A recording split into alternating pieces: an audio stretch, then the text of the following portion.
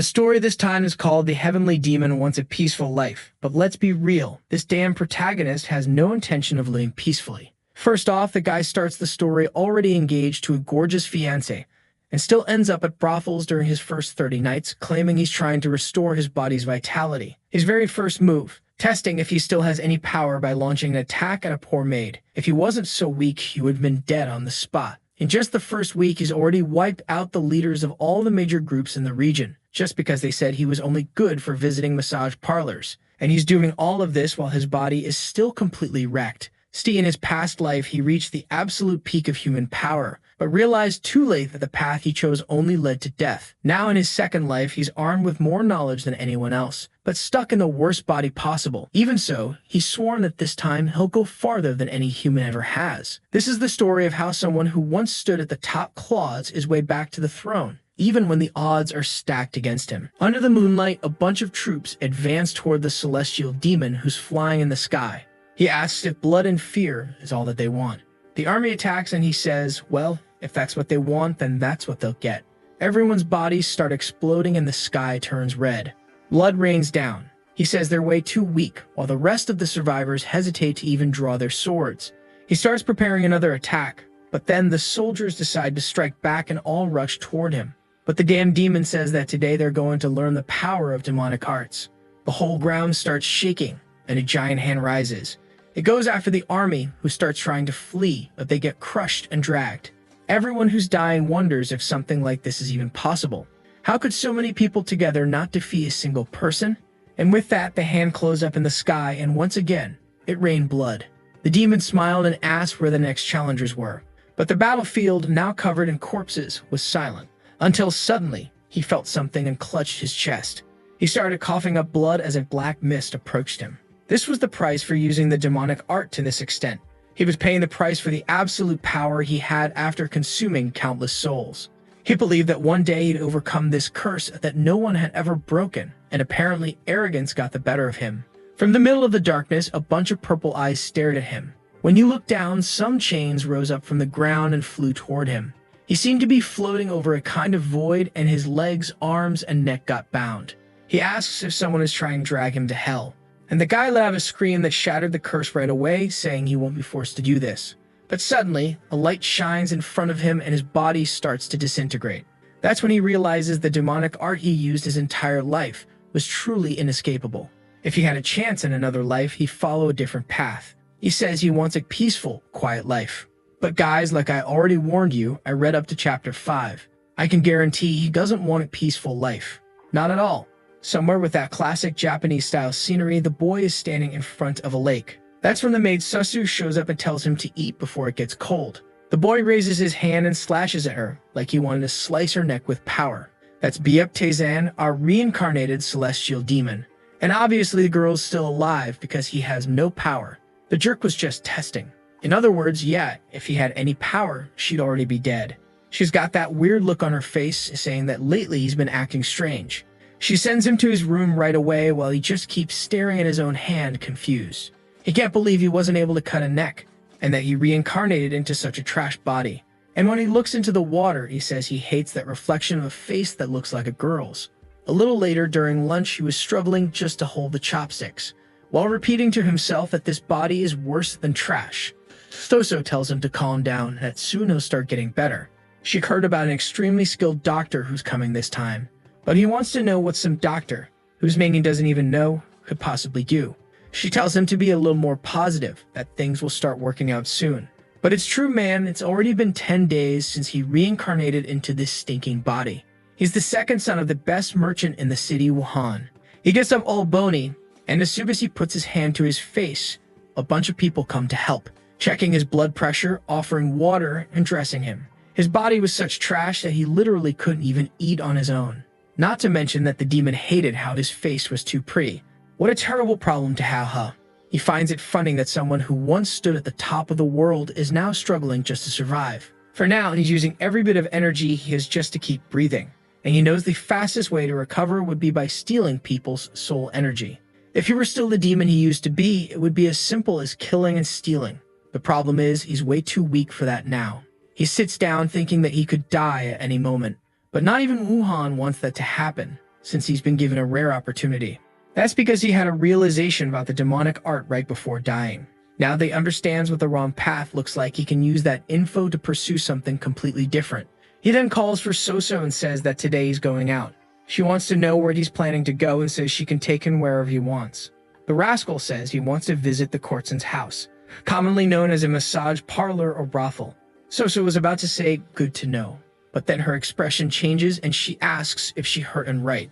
He finds it odd and wants to know why she's so confused. She just replies that if that's the case, it'd be better if guard Suyeon went with him instead of her. Still, she says she's never seen him acting like this. He tells her that if that's the case, she can go with him.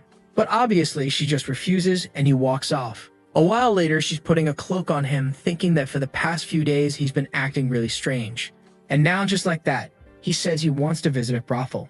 Taezin asks where the bodyguard is and she tells him not to worry, that he's someone who's always been training to protect the young master. Then she asks him not to be so hard on himself and he asks why. She says that lately she's felt like he's given up on everything. He should try to cheer up a little, especially since the doctor is already at the house. Our Taezin just thinks to himself that now that his power's been reduced to that of a normal person, he can finally start to understand how people really feel. He could tell she genuinely cared about him, which wasn't such a bad thing. Suddenly, he looks toward the gate and says the guy's arrived. Someone sneezes outside and she wants to know how he noticed, which makes him think, of course I'd noticed someone with an aura like that. The gate opens and Taezin stares the man down. Shin Kyung-won introduces himself, saying it's been a while since the young master summoned him. Our protagonist, staring at him, thinks this guy is like the embodiment of a blade. His energy is so refined, it's hard to believe he really works as a bodyguard. Maybe his father's merchant group isn't as normal as he thought. Sometime later, they're arriving at the Grand Battlefield Man, the House of Fragrant Roses. They get off a horse, and at the entrance, Kyung-won says he'll wait there. The protagonist wants to know why. They're outside, so why would he just stand around? Kyung-won tries to explain, but Taezin just wants to know if he's really confident he can protect him before anything happens. The poor guy didn't even get a chance to respond before Taezin was already walking ahead, telling him to hurry up and come have some fun. The guy replies that he can't do that. Taezin doesn't care, you can't have fun or you can't follow my orders. With just one stare, the guy started trembling, right? Then Taezin walks up and says it'd be great if he could both have fun and protect him. But at the very least, if he doesn't want to enjoy the place, he should at least stay close to him. Kyung-won man just bowed his head and said he understood, right? With that, the girls open the doors and he's greeted by all the workers. Look at his face, he came here to cause trouble. Some are playing little songs, and a little while later, they're all sitting around a table chatting. Taezin asks where the bodyguard is, and one of the girls says he's right outside keeping watch. Man, you can already tell he's one of those by the book types. Hard to change his mind. One of the girls comes over to serve some alcohol, but Taezin says his body isn't feeling too well, so today he'll let only them drink. Confused, the girls ask what he even came here for then. He says that first he wants to hear all the rumors going around about him. They're a bit confused, so he explains he wants to know what people say when they talk about the second son of the city's merchant leader. He's going to ask each of them and wants honest answers. A while later, he finds out that everyone believes he's going to inherit 1,000 gold coins, a small mansion, and a few courts and houses. But obviously, compared to his father's wealth, that's not much. Turns out the important share of the fortune is going to the other son, Taesu. He's Taezin. In other words, a slight difference. For him, just coming here was worth it because this is the kind of info he'd never get at home. No one would dare to say things like that around him. Suddenly, he gets up and says enough chit-chat. It's time to get started. Unfortunately, it'd be hard for him to deal with all of them at once, so today he'll choose just one. He gives a stare, man, and that one girl already knows she's been chosen. Next scene, he's in bed and she approaches. The girls outside are all gossiping, wondering if he'll come back another day and why he picked Ryan. She sits beside him and he asks how long she's been working at this house. She says 10 years. Man, she's experienced. No lack of talent there. He smiles back and says if that's the case, then they can begin. Meanwhile, the other girls are all going down the stairs, saying they'll ask their friend later what happened. One of the workers is just quietly observing all this chatter, when suddenly, a loud moan echoes through the whole place. The sounds serve as a whole show for our boy. The other guys having fun, the guards, everybody in the house could hear the screaming. One of them even scratches his face and says, "Impressive sounds, huh?" One of the girls comments that apparently the soundproof barrier wasn't working. Inside the room, it was really loud, and the girl was gripping the bedsheets tight. But in reality, he was using a technique extracting something from the woman's head. Sometime later, he opens the room door and Kyungwon asks if he's alright. He smiles and says he's feeling better than ever. Then he starts walking down the stairs as the girls all stare from behind. A while later, they call out to Ryong and want to know what happened. She was 100% alive, and not only that, they all start saying she looked even more beautiful. Her skin and hair were more radiant. Her eyelashes seemed longer. They were all confused about what had happened. Had the guy given her some kind of elixir or something? She says that's not quite it. She doesn't remember what happened. But her body feels incredibly light, like she's been reborn. What exactly did that rascal do to leave her feeling like that? Meanwhile, back at the house where he lives, Soso is doing laundry, wondering if the boy passed out in the Courtson's house. When suddenly, the gate opens. And when she sees it's our boy, 100% alive and well. She runs up asking if he really went to see a Courtson and came back all in one piece. He doesn't answer, just tells her to ask Kyungwon. The guy's standing there all awkward, like he doesn't really want to explain anything. But she already noticed, the boy seemed just fine. A while later, back in his room, there he was, concentrating the energy he absorbed from her. Even with all the power he took in, he only managed to restore a small part of his body. The truth is, what he took from her wasn't really life energy or anything like that. In his past life, every time he absorbed energy, he killed people, but that caused side effects. So instead of absorbing death-filled negative energy, now he was purifying the person's thoughts, soul, and body, and then absorbing that energy in a sort of purer state. That was the realization he apparently had at the end of his life, when he started disintegrating and finally understood why everything had gone wrong. That's exactly why he went to the Courtson's house, because those women for sure had been through a lot in life. So he already knew they'd have plenty inside to purify. But still, the biggest problem for him is this filthy body of his. Looks like he's going to have to visit that house a lot for a while.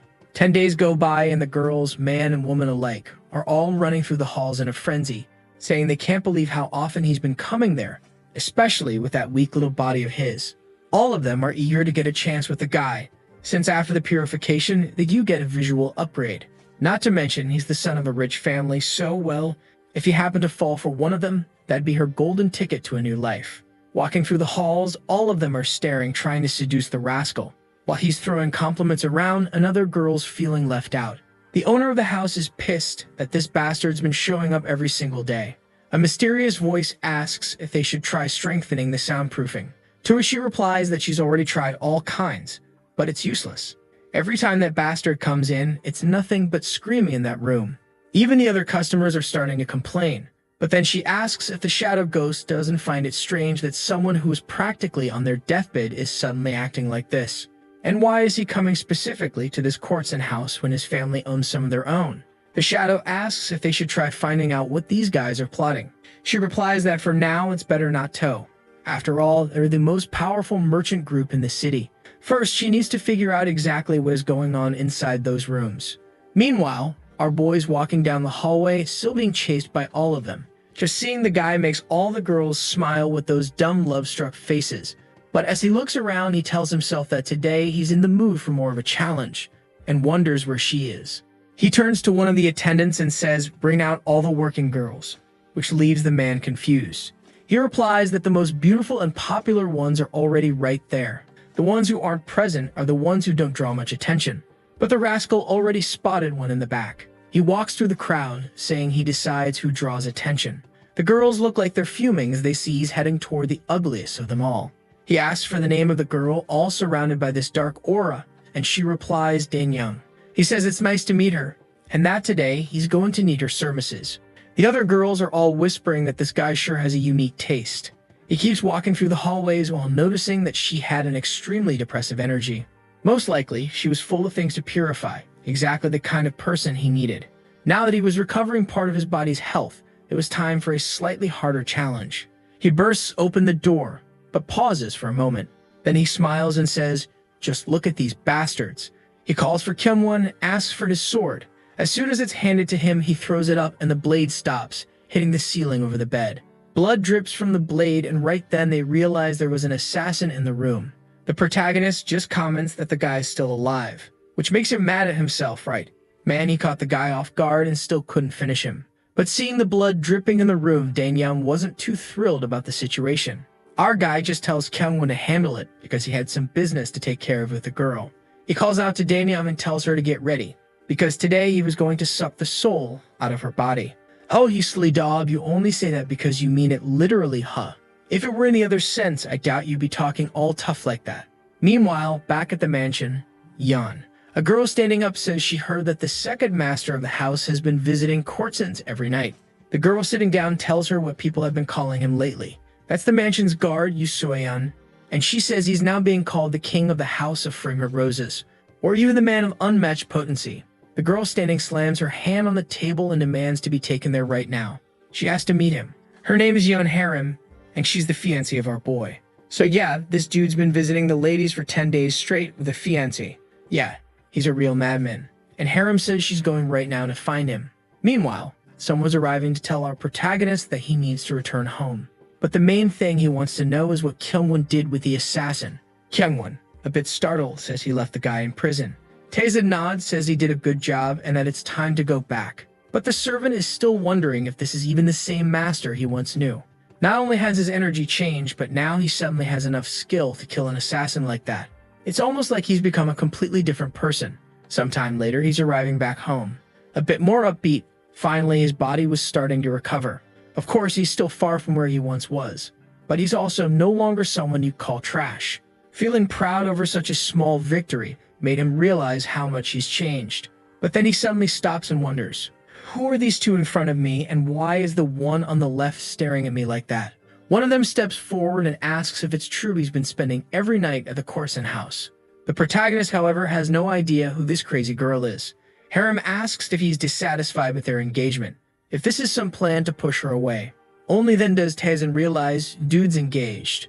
She says that even if he's doing this on purpose, she's never going to give up on him, getting all clingy already. And she just asks that he doesn't give up on her either. Our boy obviously is confused. He has no idea who this crazy girl is, so what is she even saying? But honestly, and in his own way, he answers that he didn't do this with those intentions. And the moment he says he won't give up on her, a little smile pops up on her face.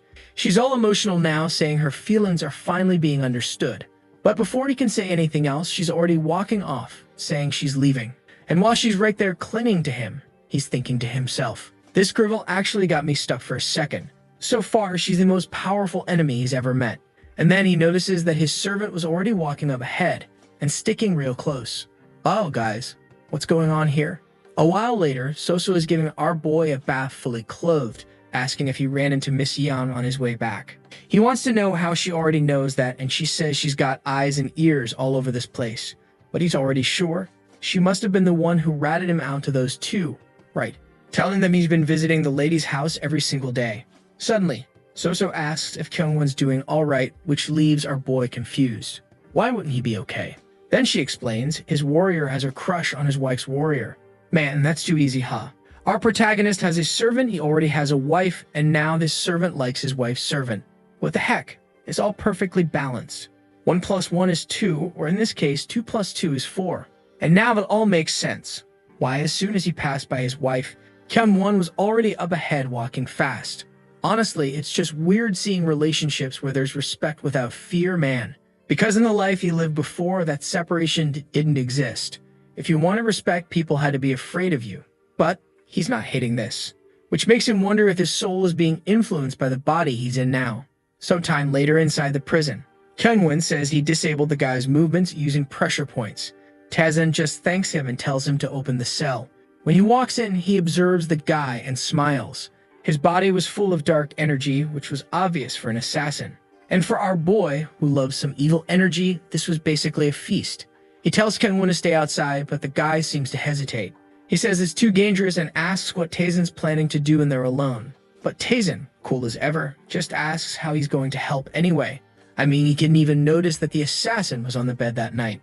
Kyungwon gets a little embarrassed and tries to explain himself. But man, Tae-jin just says, I'm not repeating myself. That's when the boy goes cold and says, understood. He closes the cell and waits outside. Once again, he couldn't believe that the young master he always knew was now giving off pressure like that. For a second, it felt like he was standing face to face with a martial arts master. Suddenly, screaming breaks out from inside the cell and Kyungwon draws his sword. But he quickly realizes it's not the young master's voice, it's the criminal screaming. What he really wants to know is what the heck is going on in there. Obviously, Taisen was extracting the man's soul energy. And seeing just how corrupted that energy was, he realized this guy was way more dangerous than he expected. Suddenly, though, he realizes the soul was too corrupted for him. He has to cancel the transfer and wonders if it was just too much for him to handle. To purify properly, obviously, the process has to go until only clean energy is left. But in this guy's case, the soul was so tainted that it would have ended up affecting Tazen's own soul, so he had to back off. Looks like this guy is way too dangerous to handle right now. So for now, he'll have to stick to resolving things through the courtsins. Meanwhile, at the House of Fragrant Roses, the madam is biting her nails, trying to figure out what's going on. It had been 2 days since her shadow assassin was captured by Tazen, but so far, the guy hadn't shown up again. The servant is there, not really sure what to say, when suddenly someone bursts in and calls for the madam, saying she needs to come right now. That's when the shadow ghost enters, but the guy says something's off about him. The madam asks why he's all twisted up and trembling like that. She immediately orders them to strike the pressure points to release him, whatever's wrong with him. The guy obeys and hits a point on the back of the neck. But then, the man's body starts to fall apart. Before either of them can understand what's happening, he collapses like a puddle of jelly, only his skeleton left behind. Right then and there, she's sure this is the work of the merchant group, the one tied to Tazen's family. She asks, "Where is Danyang?" The guy responds that they were planning to send Danyang to the master of the Crimson Dragon clan. But the madam says they won't be doing that anymore. Instead, they're going to send Danyang to Master Tazen, not that other guy. The servant hesitates, saying that's insane. Obviously, the Dragon Master will come after them once he finds out. A vicious man like that, if he hears about this, would start destroying everything in sight. Even so, the madam simply says to obey and cancel her scheduled visit. The House of Fragrant Roses would be sending a new gift to young Tazen. Some time passes, and a strange rumor starts spreading in the brothel. The girls say that if you spend a night with him, you wake up more beautiful than ever, almost like you've been reborn. On top of that, it seems like you become addicted and just want to be near the boy.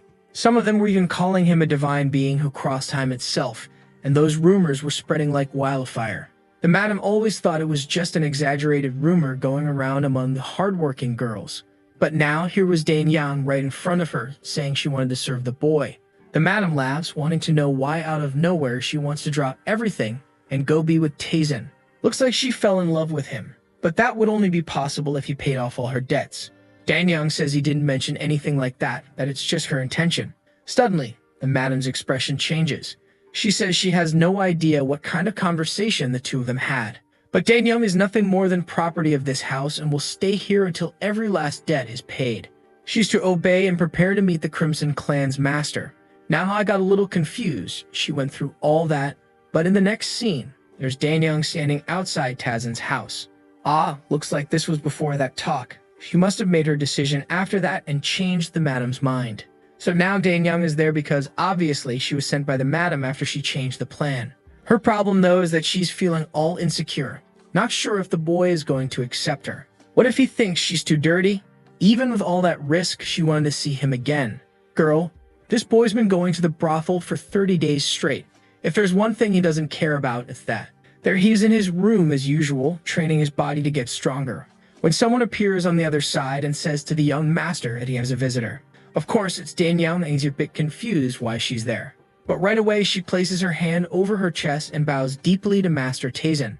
She says she wants to serve him for the rest of her life and apologizes for showing up so suddenly. All she wants is to stay by his side.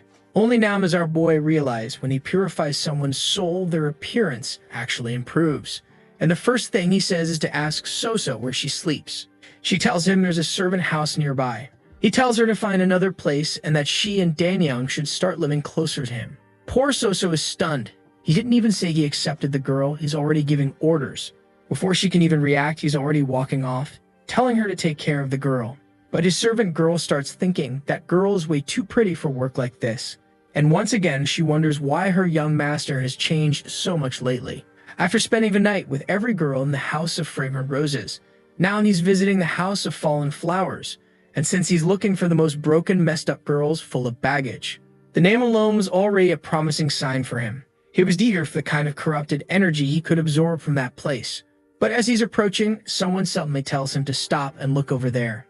Kanwon shoots a glare to the side, and the leader of the Crimson Dragons introduces himself, wanting to know if he's the one who stole the Dan Danyang. The merchants nearby all seem to know. Whenever this guy shows up, there's going to be trouble. Our boy turns to Kyungwon and asks, "Who's this idiot?" That's when he explains, yeah, that's the master of the Crimson Dragon sect, an unorthodox group that had settled nearby. Taesin just replies that unorthodox group is just a fancy way of saying they're a bunch of thugs. How could such lowly people have the audacity to be given such a grand name? He literally says to ignore those idiots and just walks off like he doesn't care. Obviously, that doesn't sit well with the guys. They ask if he's really going to ignore them like that. And then they tell the little gigolo to stop right there. Now that Taesin didn't like. But to be fair, it was kind of an accurate nickname, wasn't it? I've seen people roasted way harder for way less.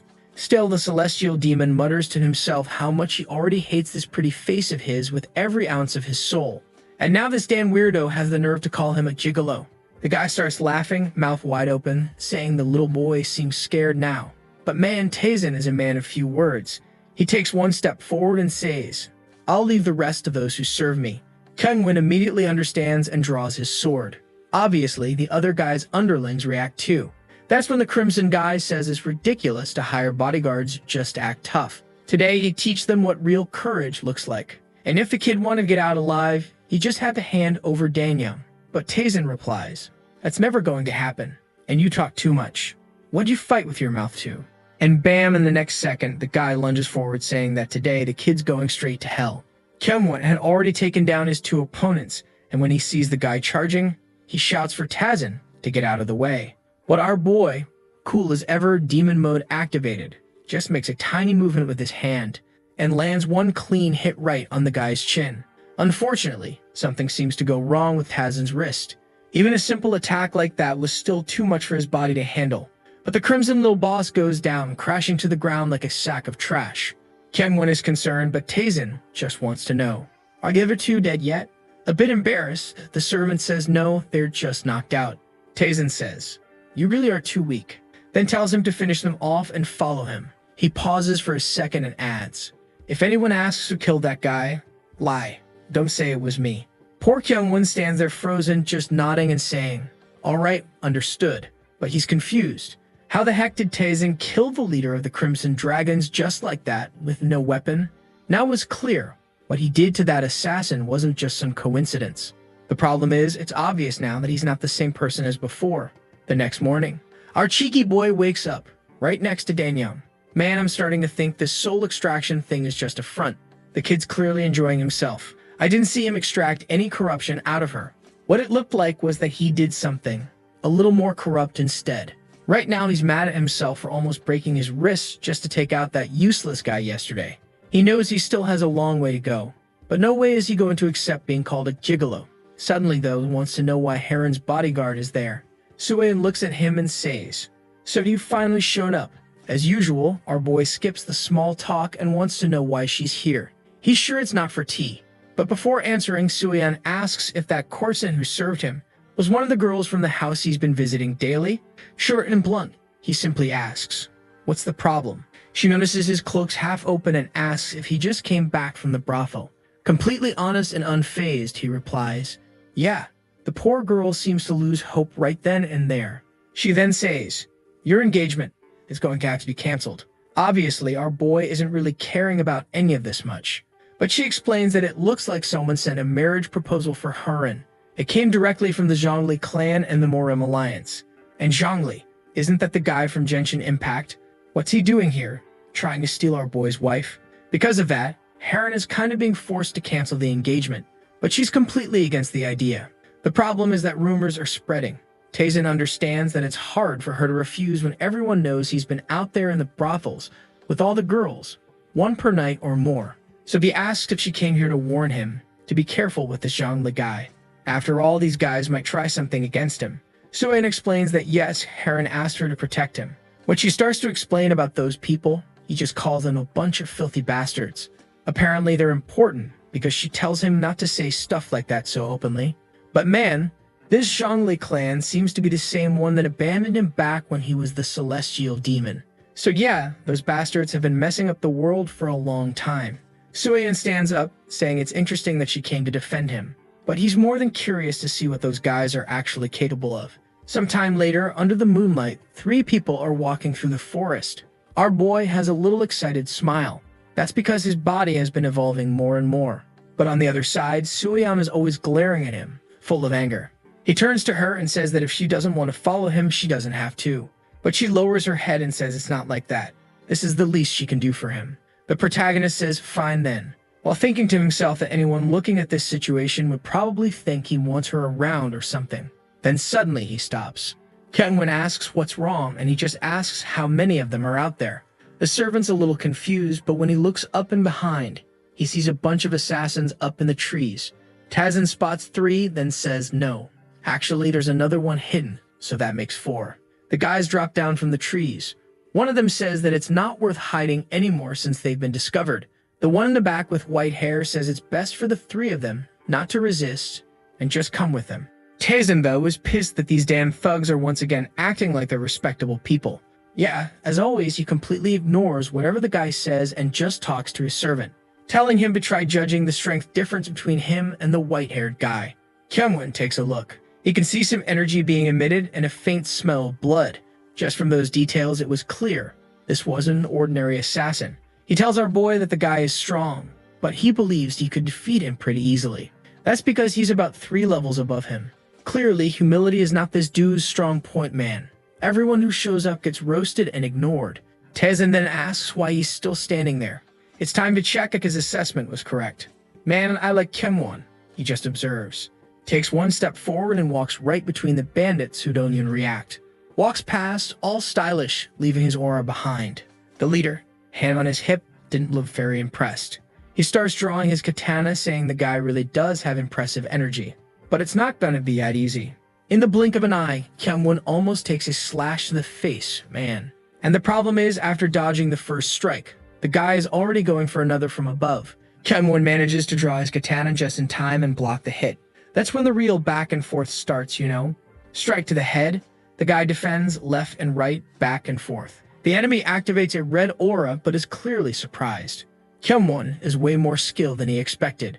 He grips his sword tightly, thinking this definitely isn't just some random merchant's bodyguard. He jumps in to strike Kyungwon, but Suyeon tells him to be careful and says they should help him.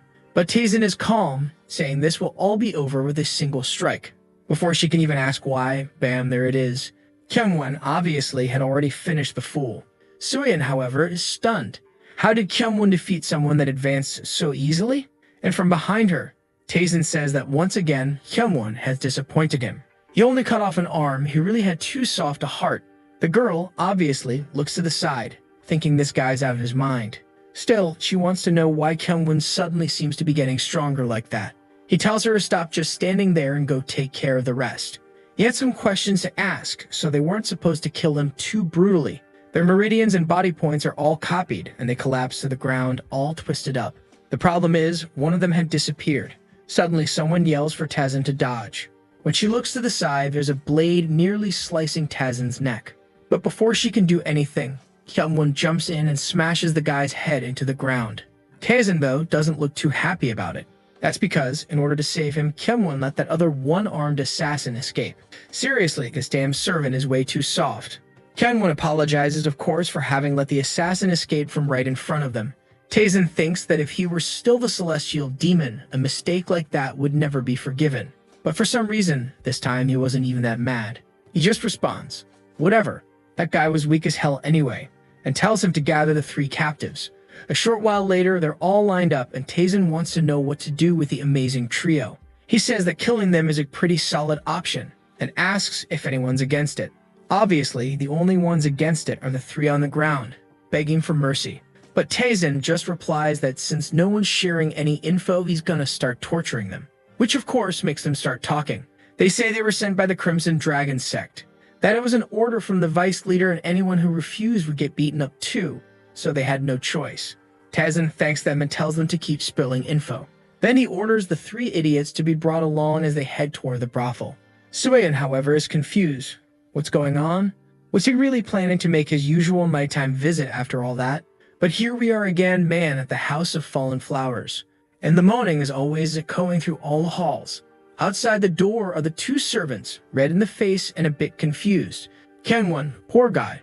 This is worse than torture. He can't even look to the side while all of this is going on. She asks if this is really okay, if he's sure he doesn't need to go in and check what's going on. He says it's normal, and that he just has to endure until morning. Soyeon starts to think something's off, and that's when she realizes, yeah, this poor guy probably has to go through this every single night. Even the three captured fools are there on the floor, listening to everything. Sometime later, the sun starts to rise, and our boy comes out of the room.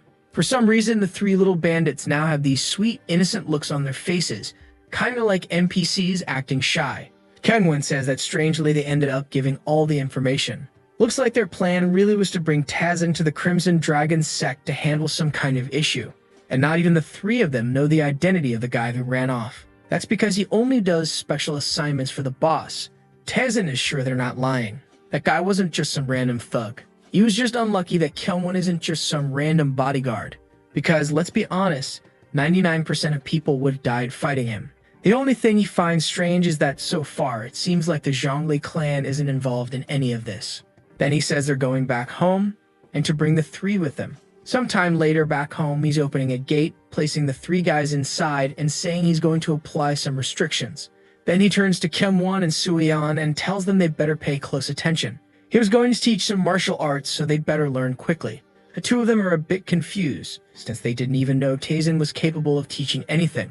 But he simply tells them to learn this simple restriction technique. The secret was in how you connect energy and make it flow through the other person's body. He touches the guy's neck and warns them to be careful, because if you don't do it right, the person could die. Then he tells the guy to pay attention, because if he disobeys, he'll lose his vision. The poor guy was about to say something, but too late, man. He's already on the ground, all twisted up. No idea what's happening. Our protagonist tells them to take advantage. There's a bunch of people there to test on however much they want without worry.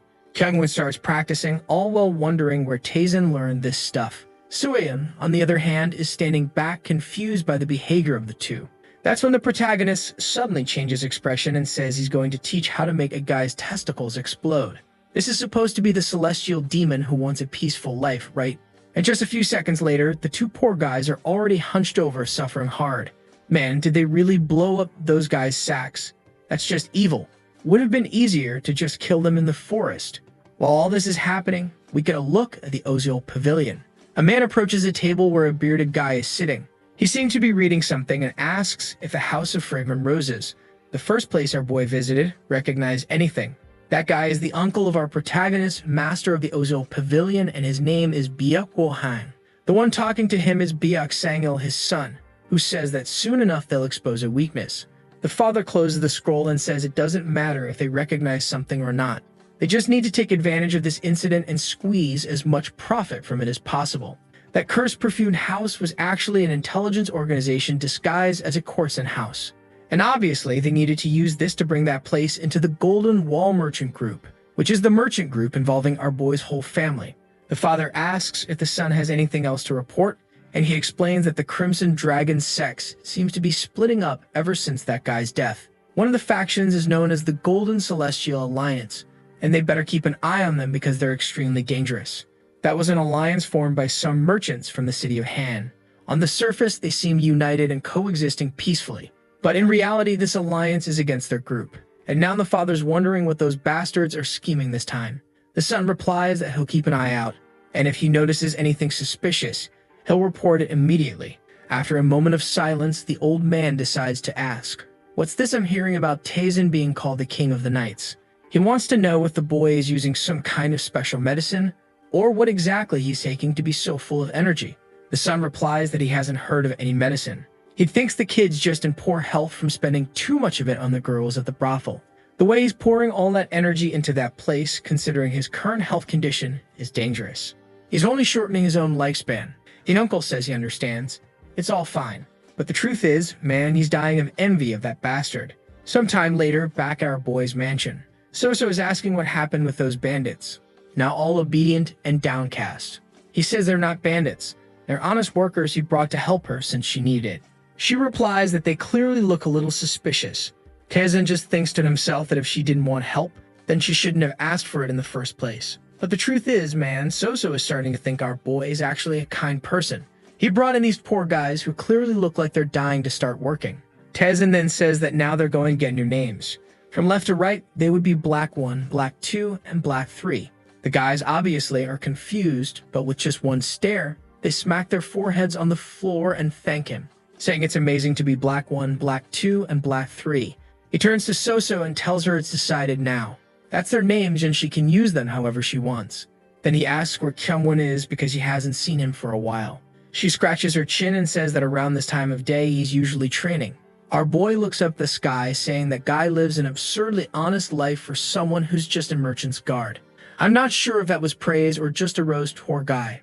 And there he is again, man, Hyungwon, practicing his sword movements, thinking to himself that it's unbelievable how Taezin took that guy out with just one hit to the chin. He's never seen a technique like that, so how did he do something like that?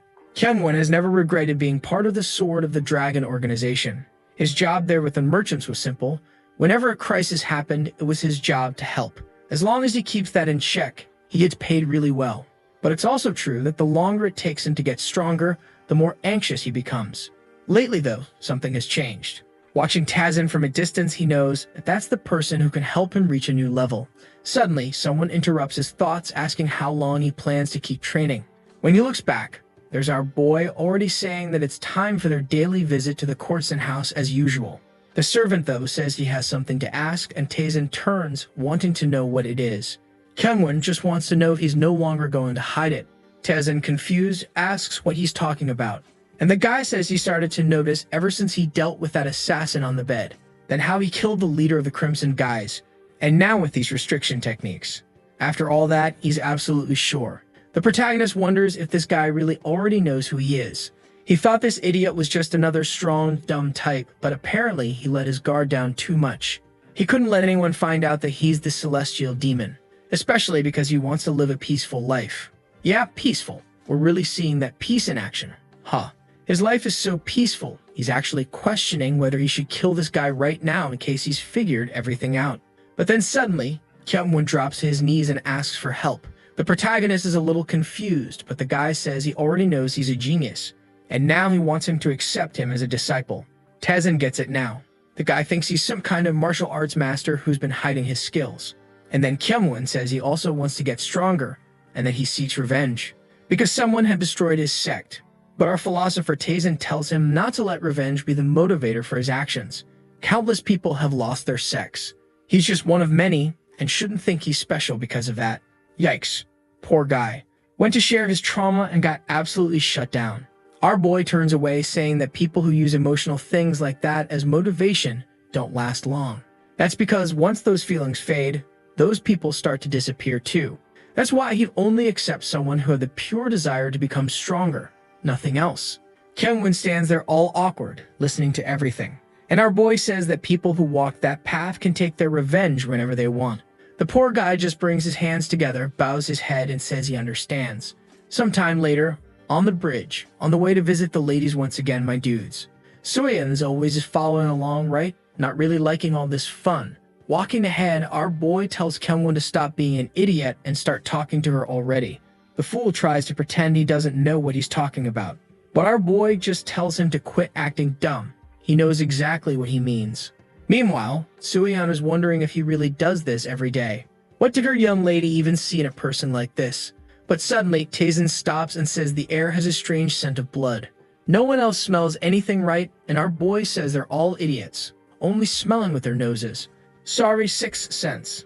I haven't unlocked Smell 2.0 yet. Taezin immediately senses that it's the same aura as the guy who got his arm cut off. And from the presences he's picking up, it's clearly more than one person.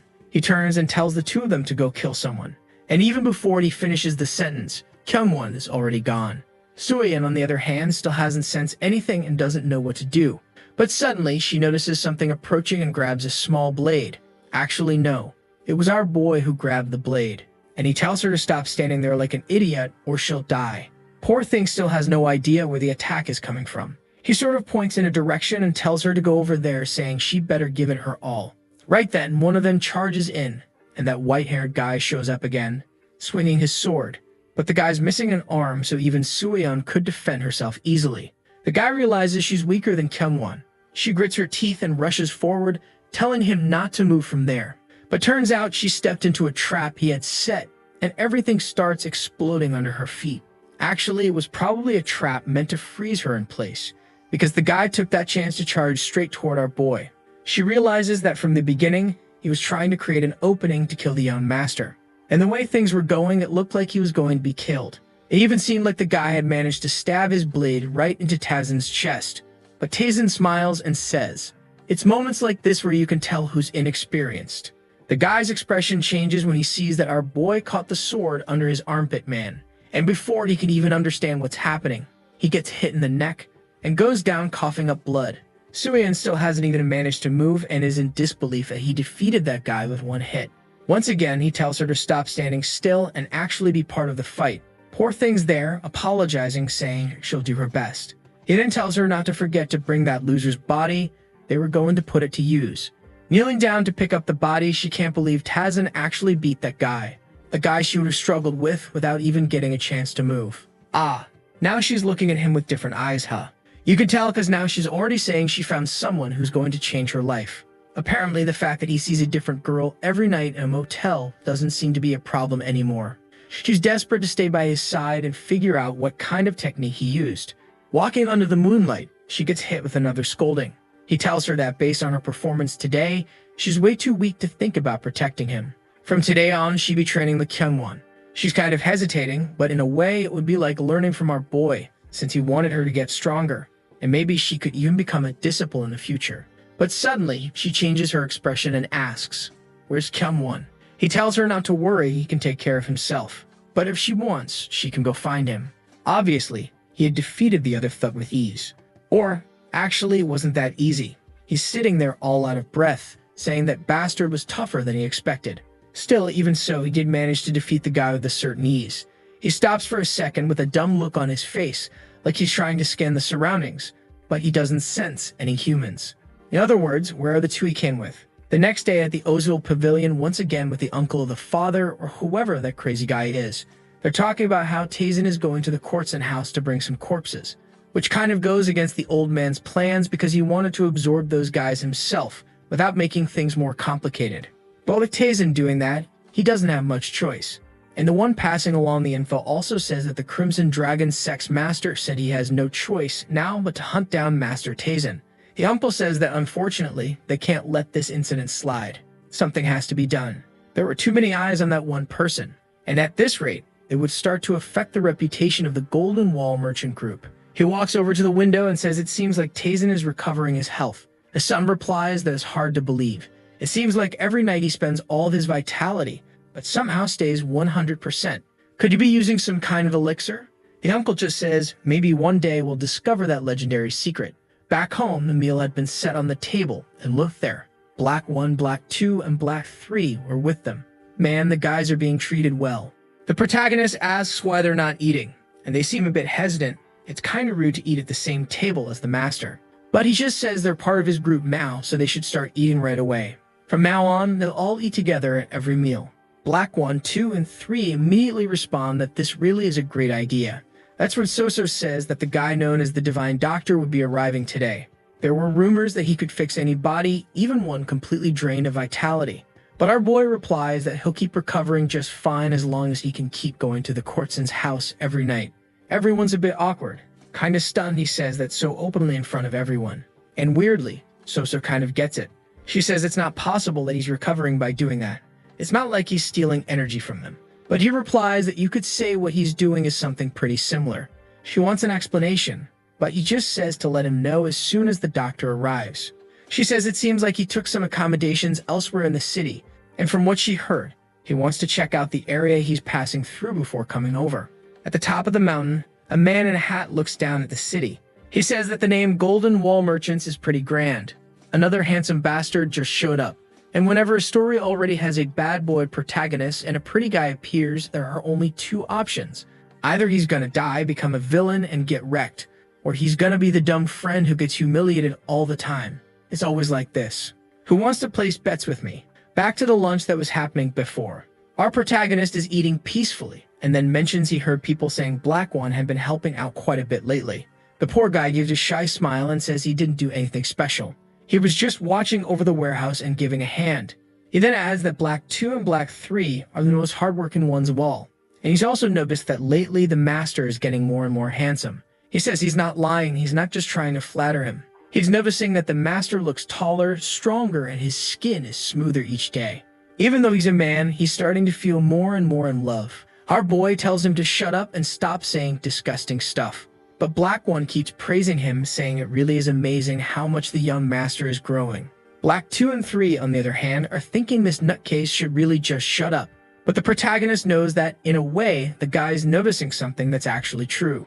He's not as pale as before, and he's been regaining his muscle, right? Because he just keeps absorbing the cortisons.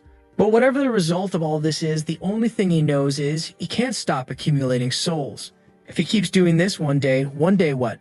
You're going to live a peaceful life like the title of this story says? Yeah, definitely not. Sometime later, we see a bunch of people gathering at the entrance. They've arrived with the so-called Divine Doctor. A guy in a green robe greets him, saying it's an honor to meet him. That's Gamujin, the guy in charge of the people who work in the Golden Gate Mansion, the one belonging to our boys' merchant group. And the Divine Doctor replies that this is just a simple matter of fate. He's eager to meet the patient and asks that he be brought in. The guy, just like us, is thinking, this brat looks way too young to be the Divine Doctor. As they walk through the mansion, the doctor comments that this place is really impressive. Gamujin explains that the owner of the Golden Gate Group poured a ton of money into building all this. It's one of the 3 largest pavilions in the whole region. Nearby, the Black 1, 2, and 3. I still don't know which is which are working on the plants. The doctor glances over and asks who that woman is. Him, getting a little smitten, are you sly guy? Gamujin says she's the second servant of the young master of the mansion. Apparently, she's a woman who came from a well-known courtesan house in the province. She's one of the ones who came here asking to serve the boy. The doctor looks over and asks if the other women went through something similar. He replies yes. Those other girls are also from courtesan houses, and after he visited them, they came over asking to work for him. Man, this doctor is getting peculiar now. He says each of them has an extremely rare body constitution, and he wants them for himself. Gamujin thinks to himself that he never imagined the Divine Master would be a guy so interested in multiple women.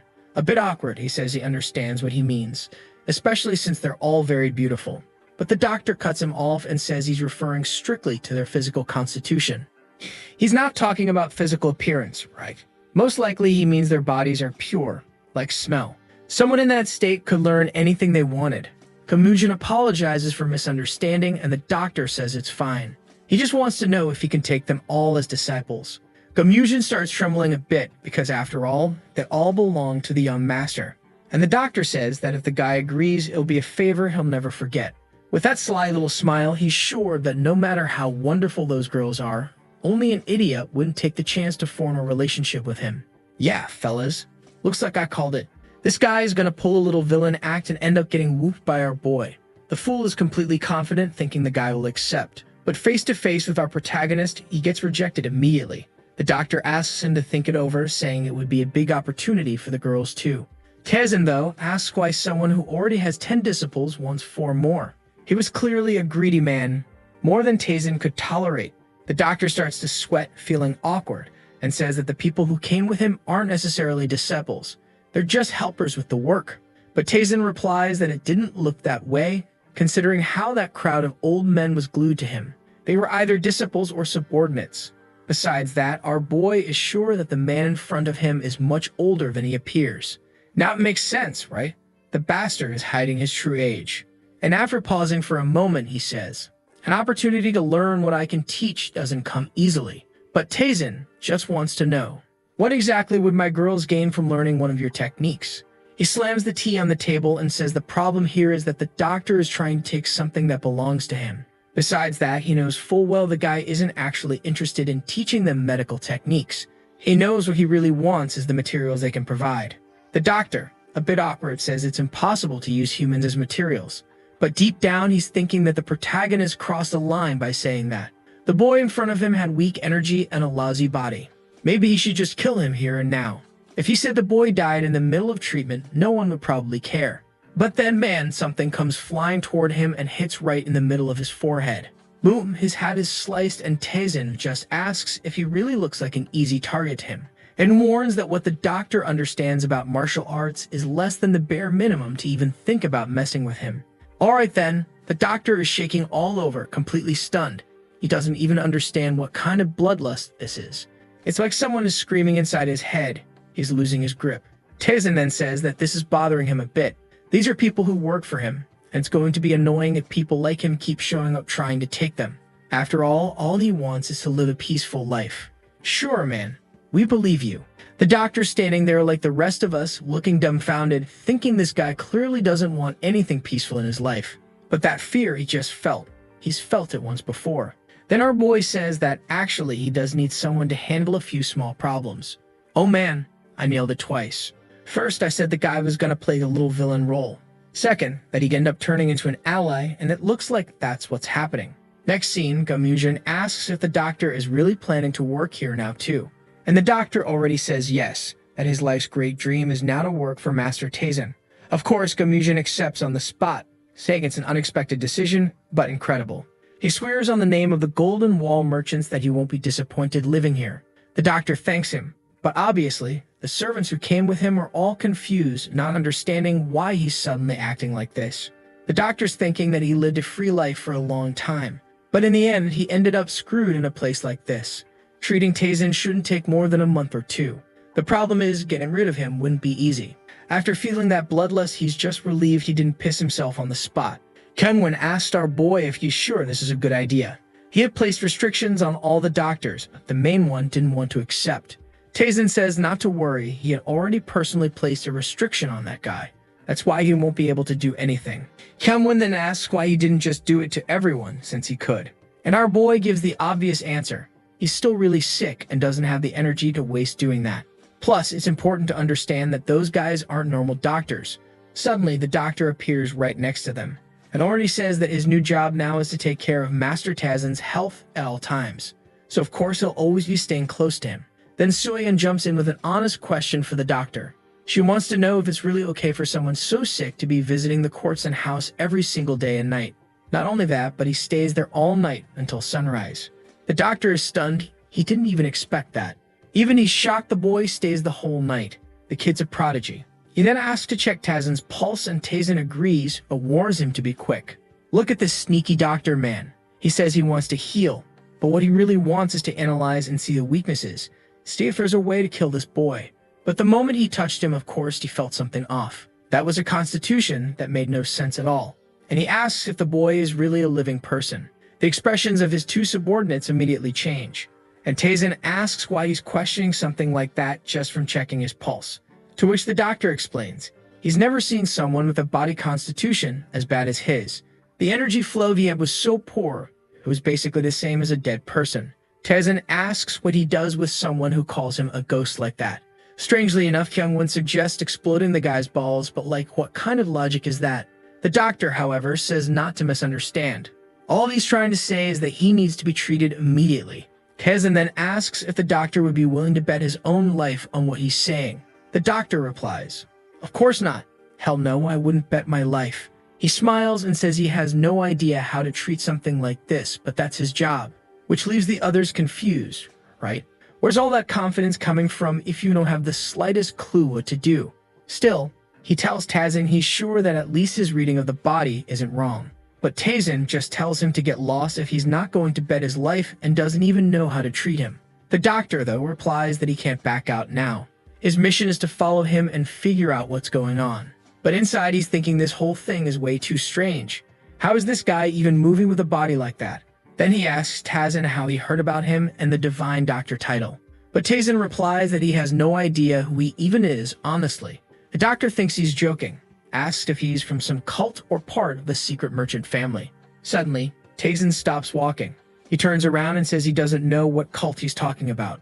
But apparently, it's not very secret if he has the guts to say it out loud. Then he walks off and tells the doctor that if he keeps talking this much, he's not going to last long.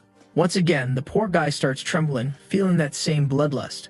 While the two others, man, they've already learned that when you're with Taizan, you don't talk too much. You just follow and stay quiet so you don't get wrecked. And the doctor comes to the same conclusion. For now, it's better if he stays quiet. Next day, in the place where the Divine Doctor's group is staying, He's come to a few conclusions after watching Taezen all night. While he was at the courtson house, the screaming and moaning lasted all night. He realized, yeah, the boy is unstoppable. And more than that, he noticed that the girls from that specific brothel were way purer than women from other places. And all the ones with that kind of purity were the ones who spent a night with Taezen. He's now certain that, at the very least, the boy has some kind of ability that transforms the physical state of people into something pure. And probably he spends 6 hours using that technique. Man, this guy already figured out a lot, huh? Quick work, you sneaky brat. The doctor's current goal is to get closer to our boy and extract more information. Suddenly, Soso appears and calls for Divine Dr. Dova. Apparently his name is Dova, and says the young master is looking for him. He walks over a bit hesitant, wondering what kind of problem it'll be this time. The hardest part for him in this place is that he still can't figure out how this guy thinks. Back at the usual table, our boy asks if the doctor is as skilled as people say. A bit unsure, the doctor answers that even if it doesn't look like it, he's proud to say he's one of the best in the region. There are probably only 5 people in the whole world who dare say they're better than him. Obviously, Taezen, humble as always, says, that's still way too many people. And Dubby says that no matter how good he gets, he still can't compare to people like the Poison Demon and the Immortal of Healing. That's when Sueyeon asks if the people he's talking about also include the Cultist Demon, to which he replies yes, the demonic cult has someone who's more skilled than him. But nobody knows exactly who that person is, and it seems they've become even harder to find now, since they tried to go into hiding. Taezen wants to know what exactly the demonic cult is trying so hard to hide. Sueyeon just answers, that's the real problem. Everyone wants to know that. What they do know is that he's using some kind of illusion enchantment that separates him from this world. A power that can only be broken if you have the key. Taezen recognizes that technique as the Mystic Sky Enchantment. It's only activated when the leader of the cult dies. And the key to undoing this power is the birth of a new leader. That's because you can't pass through the barrier unless you are the leader yourself. He remembers having killed all the candidates to become the celestial demon in his past life. So unless a new one appears, they won't be able to leave that place. Back in the meeting, he says he's not there to talk about that. He just wants to know if the doctor can reattach a severed limb. The doctor gives a sly smile and says that would be easy. Obviously, it's never the same as someone who never lost their arm, but he can restore a destroyed limb as if it had been cleanly cut. Taezen wants to know which limbs and organs he can do that with, and the doctor replies most limbs and most organs. He can save anyone as long as they were killed instantly. Taezen says that's excellent news and tells him to keep an eye on the training of the other 2. The doctor's a bit confused and says he doesn't know anything about martial arts. He spent his whole life studying medicine. But Taezen tells the 2 of them that now they can train in the perfect way, since they now have someone who can make sure they don't die instantly. They're allowed to cut off each other's limbs, as long as the head stays on. Of course, the 2 servants immediately understand what he means, and they're standing there trembling, asking for a clearer explanation. Taezen tells them, the way to become stronger is to fight for your life truly. You'll evolve way faster than anyone else if you fight each other like you actually want to kill. The 2 of them are already shaking, which means they'll have to slice off each other's limbs while the doctor reconnects them afterward. Our boy tells the doctor that his job is to make sure neither of them dies. Kyungwon says it'll be a problem, because if he gets hurt during practice, it'll be harder to protect our boy. But Taezen says not to worry. He's not leaving this place for a whole month starting today. That's the time they have to get strong enough to be able to protect him. The doctor realizes there's no way out for him now and says, they can fight as much as they want, as long as they don't die instantly. I can heal him. Besides that, he's sure this training method will get results. Their abilities will improve tremendously. The doctor's confident this method will work because it started with the celestial demon from long ago. Boom! 1 month has passed already. And guess what? We're back at the courtson house. In the middle of training, Kyungwon sees an opening and goes to slash Sueyeon in the neck. She barely dodges but still takes a small cut on the cheek. But now that she realizes he's going all in like this, she decides to go in for the kill too, and he hesitates for a second, and she comes at him with a slash that scrapes under his chin. That's when someone claps and says the training's over for today. It's the doctor, saying it's time to apply the healing cream. The 2 of them are standing there trembling. Clearly, this was way worse than fighting. That's when Kyungwon says he doesn't need something like this. The injuries from today weren't even that serious. But Dova replies that that's not true. He's covered in wounds all over his body. Even if it hurts a little, this is the most effective way to get them back to training as fast as possible. At that moment, Tazen opens the door and says that this healing medicine is really good. Everyone is startled to see that our boy has arrived, and Dubby wants to know what he's doing there, because our boy responds that he said 30 days ago he would come back after a month. Dubby asks if he's alright, and right away, Tazen stretches out his fist, causing the poor guy to flinch. But of course, our boy just tells him to check his pulse if he's that curious. The second he analyzes it, Dubby's expression changes. He asks how he managed to restore his body like that. What Tazen did was almost obvious. He used the energy he absorbed from the girls at the Courtson house to fix up his wrecked body a bit. The only issue is that in the process, he realized the soul he has now is different from the one he had before. In the past, his energy was violent and destructive. Now it's actually more compact and durable. The problem is that it's extremely hard to control. On the other hand, once he masters it, he'll be capable of creating the perfect body.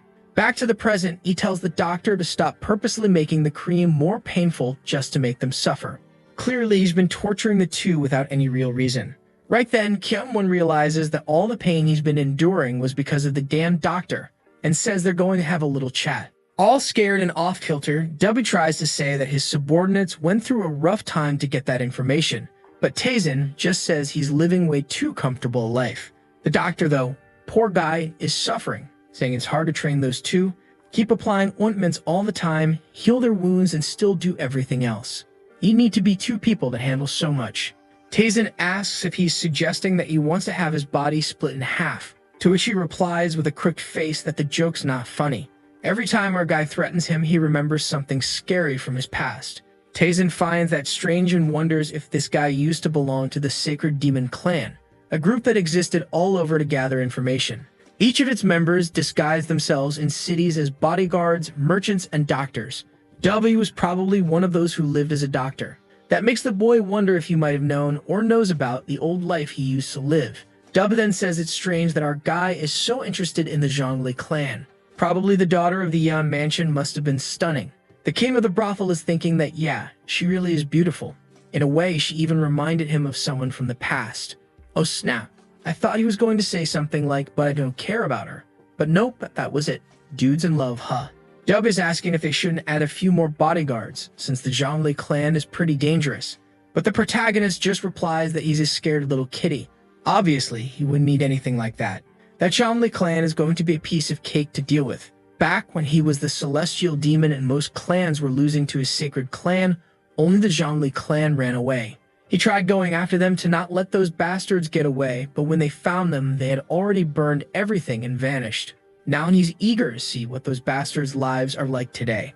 At the Yan mansion, an old man is standing there face to face with our protagonist, eyes wide, saying that apparently Dr. W really is impressive. His body seems to have improved a lot. That man is the master of the Yan mansion, and Heron's father. Tazen says he's still far from regaining the power he once had, but he'll get there eventually. Nothing suspicious about that line, right? Doesn't give off reincarnated vibes at all. Master Yan laughs and says it's been a long time since they've seen each other, and the boys changed a lot. It's just a shame things have gotten so complicated this time. Seems like the Zhongli clan is really determined to go through with this. They're refusing to acknowledge his marriage to Hurin, and on top of that, there are a lot of people on their side. And obviously, if Tazen doesn't accept the humiliation, they'll probably target the Golden Gate merchant group. The protagonist replies that he'll try to settle it, while angrily saying those damned Zhongli never change. They're trying to use his marriage to, in the end, steal both the merchant group and the Yan mansion. Next scene, there's the protagonist group of Black 1, 2, and 3. When he was about to leave the house, someone put a hand on the door. A 3-meter-tall lunatic asked if he was Byuk Tazen, and this one's the newest son of the Wong family, known as Wong. Right away, our boy already knew it was him. Then this Wong says he heard that our guy has bad performance in bed. Excuse me? If there's one trait our guy's known for, in a good way, it's that, man. You're way off. But the dude asks if Tazen wants to learn a lesson. Dang, now I just realized it's not Black 1, 2, and 3. It's Wong's group, man, who are ready to throw down. Wong is standing there with that face of a side character who's about to get beat up, asking if our guy wants a private chat. Tazen asks if it's just going to be the two of them, with no one following. Weirdly, Kyungwon suddenly yells that our guy can't just shut down the dude like that. To which Wong laughs, saying that apparently even his bodyguard is pretty arrogant. He was asking for a lesson using his boys. Taezin thanks him, saying that Kyungwon just finished his training recently and a duel would be perfect. Looks like, man, our guy is going with Hwang and leaving Kyungwon to handle those guys there. In other words, one's gonna die over there and one's gonna die over here. Those poor guys, probably weaker than Black 1, 2, and 3 draw their swords saying it can be a fight, but if someone dies, it's no problem. Right nearby is Davu, finding this development pretty interesting since those guys were the elite of Zhongli. He's eager to see the result of all that training. But on the other hand, he's gonna stay a bit further away, right? Fighting's not his thing. In another part of the mansion, Wong is in front of the lake and asks if the place isn't decent. Taezin just replies that the guy is quite dedicated. You just arrived and already found a place like that. To which Wong replies that it's only natural, since he's been waiting for this moment for a long time. Taezin might not know, but he's extremely skilled when it comes to inflicting pain. Our boy is standing with arms crossed, sighing, saying he's looking forward to seeing that. But before all that, he just wanted to know if the guy really has any desire to marry Heron. Wong replies yes, she's pretty enough to earn more than one look from him. But that doesn't mean she's the right person to be his partner. His ambitions were way too big for someone who comes from that family and then he says it's not enough and throws a knife. But the thing hits flat against the tree and he's left there looking dumb, wondering where Taezin is. Yeah, man, look where he is, with his hand on his head and right behind you, saying it's time to find out how far those ambitions go. Yeah, sucker, now you found out that the guy who supposedly had a wrecked body isn't that wrecked after all, right? And in a second, he's already screaming and the sound is echoing through the forest, scaring people far away. Right away, King Won is sure Taezin must be shut down the poor guy. Strangely, the dude's servants don't even recognize their master's voice, saying that apparently Taezin is the one suffering. But I know. I'm telling them to stop messing around and just attack already. The poor guys raise their swords and say that since they're so eager, they'll help them go to the next life. But when the first one goes for a slash, Kyungwon dodges and kicks him right in the chin. 2 others come in from the side, saying that his arrogance would end right there. But as soon as he looked back, bam, something smacked the sucker in the face. A sword sheath rolled in and Suyeon told him to come play with her too. Ah, sweethearts, standing side by side like the perfect duo. Both swearing they wouldn't let Taezin down and would show the results of their training. Meanwhile, our guy is stealing all the evil energy, I think, from that sucker one, wanting to know where all that arrogance went. But the guy didn't need to worry. Taezin would only extract half his energy, since in this life he doesn't want to kill anyone. Ah, he's got amnesia or something. Did he forget he already killed plenty of people? Back at the mansion, obviously the sucker's servant is being shredded up and dropped on the ground like trash. A few seconds later, everyone was kissing the pavement. Suyeon says that for a moment she had her doubts, but they really did it. Kyungwon smiles and says it's thanks to the trust they have in the young master. She, however, finds it strange. It shouldn't be easy for them to defeat warriors from the Zhangli clan. So how did it happen? He says he has no idea, he just knows that if it weren't for Taezin, they'd be the ones on the ground right now. The truth is, before they came to this place, our guy had passed on all the information about how those guys fought. And obviously, it was like he knew every single detail about them. Even though at first he felt unsure, during the fight it became clear that it was extremely easy to predict everything they were going to do. And obviously, that was thanks to the info Taezin gave them. He'd be thinking that the guy is amazing while standing there, confused, looking back. Sometime later, W was there singing on the bridge when he looked back and saw Taezin arriving. Our boy wanted to know what he was doing there. He explained, right, that he preferred to stay out of the fight because he wouldn't have been any help. So our boy wanted to know why those guys hadn't dealt with that bunch of trash yet. A bit awkward, W said that that wasn't a bunch of trash. They were the elite warriors of Zhongli. But Taezin Page replied that from the looks of it, those two still had a lot of training to do. When they got back, they'd be training twice a day. He can't stand people failing around him. W let out a little smirk, right, sneaky? Looks like you're not the one doing the training if all you're doing is thanking them. Sometime later, around the table, Wong was there with the head of the house. Beside him was our dear Rin, who was always blushing. She looked forward and saw Wong's face and lowered her gaze. The father noticed that, glanced to the side, and saw that Wong looked kind of off. He lowered his cup and said he heard the two had a conversation today. Right away, Rin stood up and said she was surprised that Taezin was okay. He, however, asked what she would have done if he wasn't. Before she could answer, he just said yes. They had a very interesting conversation. Something you could say touched their very souls.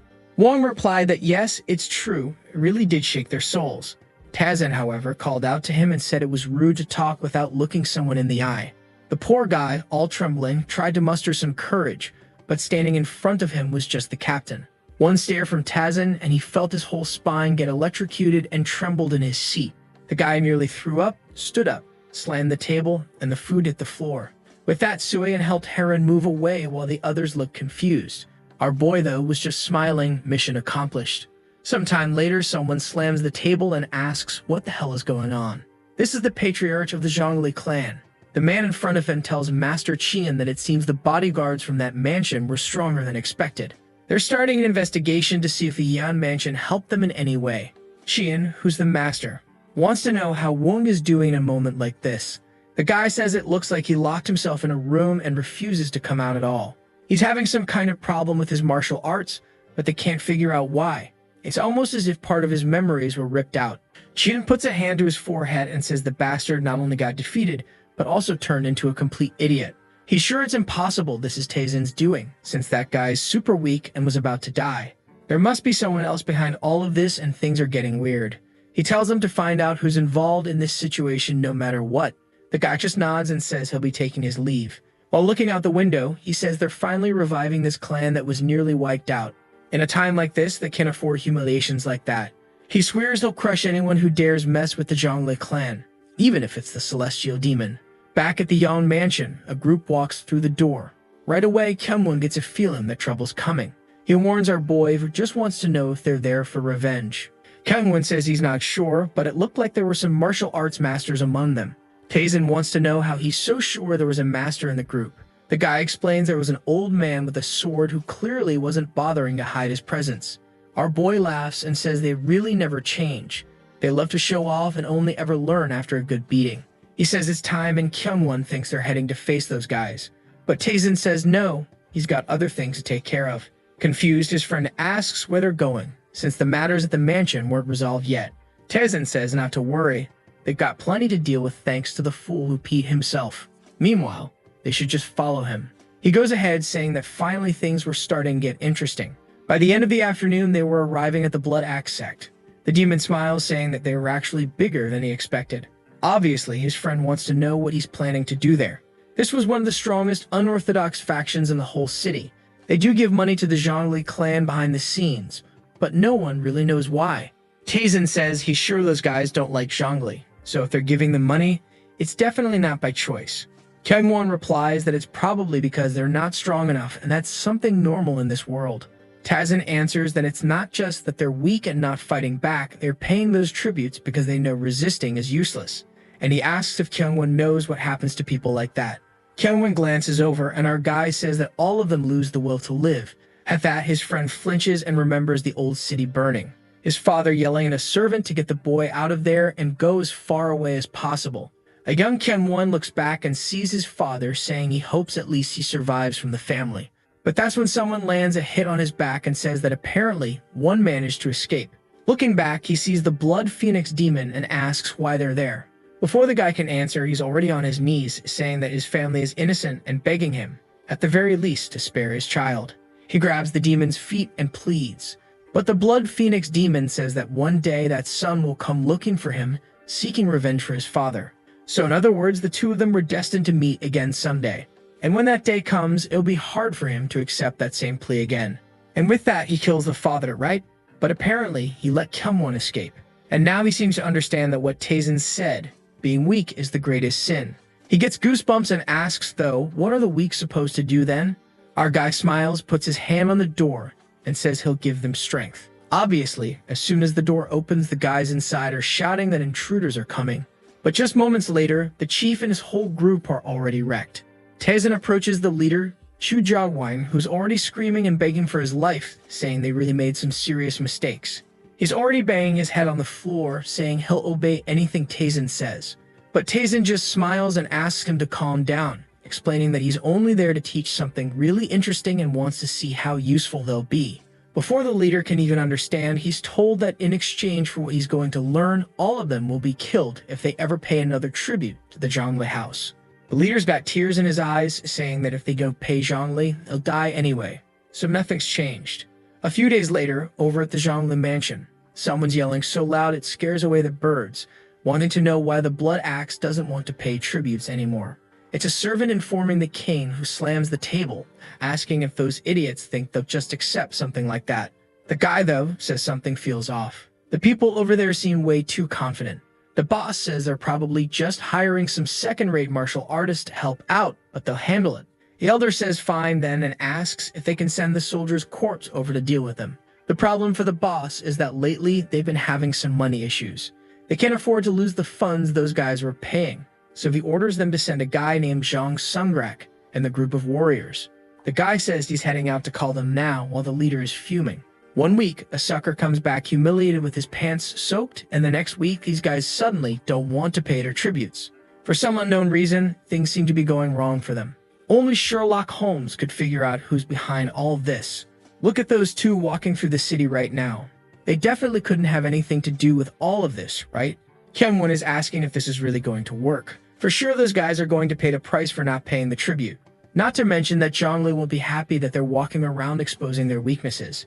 Taezin, though, tells him not to worry. Their finances are completely frozen, and they won't have time to care about the two of them. Even so, this friend insists, saying it's madness. If they get attacked by the warrior groups, they'll probably lose even with the tips. That's when Taezin says that's exactly why they're going to meet some people who can handle those guys. When he looks to the side, our boy is already walking into Dongwoo's bodyguard agency.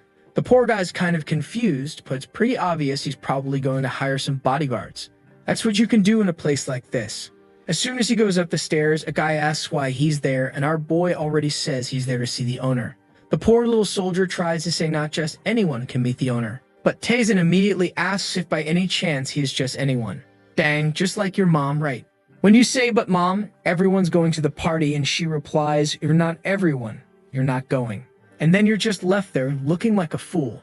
He just walks right in, man, and the guard clearly didn't want to get involved. Smart move. He just stood there watching the two of them enter. Sometime later, in front of a door, the guy says to wait there. The boss is on his way. But to announce him, he needs to know who's requesting the meeting. Taezin asks him to wait and says he hasn't remembered everything yet. He leans against the wall while everyone watches patiently. The old man is starting to lose patience, but just when he's about to say something, our boy cuts in. He tells him to go to the man and say he has something to deliver called the Mystic Moon. The poor worker's just standing there with no clue what this lunatic is talking about. They're all just standing there when Kyungwon glances over and asks what this Mystic Moon business is about. Then suddenly, the door swings open and an old man shows up. The guy drops to his knees right away, introduces himself as the owner of the shop, and pays his respects. That rascal Taezin just smiles and walks ahead, while the assistant's obviously just standing there like, what the hell is going on? Why did this Mystic Moon thing get that old man so hyped up? Next scene, Taezin is already in the chair wanting to know how many people the guy can mobilize. The old man replies, 6 main warriors and 60 bodyguards. Taezin tells him to gather everyone, but keep the main ones separate. He needs to talk to them first. The old man simply agrees, and there's our boy passing on some information to the suckers. But Kyungwon has no idea what our guy's up to. Even though they're skilled bodyguards, they're far from being able to beat someone trained by the Zhongli clan. Still, there's our guy explaining everything and saying they're going to support the unorthodox faction. The masked guys say okay, and our guy says they'll now go with them. Kyungwon wants to know what they'll be helping, but our guy says no, they'll just go along, but the others are the ones who'll fight. Even so, the friend says it'd be better if he helped, just so the guys don't lose. Taezin laughs and asks if he win against the owner of that place. Kyungwon answers that the old man's kind of worn out, and probably, even if he were a master, he's at the same level as him. But he's sure he's more skilled than those master bodyguards. Taezin, however, says he's seriously deluded and completely wrong. He's nowhere near strong enough to fight the master bodyguards. And beyond that, the boss of that place is way stronger than he imagined, and he has to learn to respect things he can't see. Poor Kyungwon doesn't understand anything, right, man? But the truth is that Taezin knows this because those guys are members of the Sacred Demon cult. In other words, yeah, this is the cult he trained those guys in.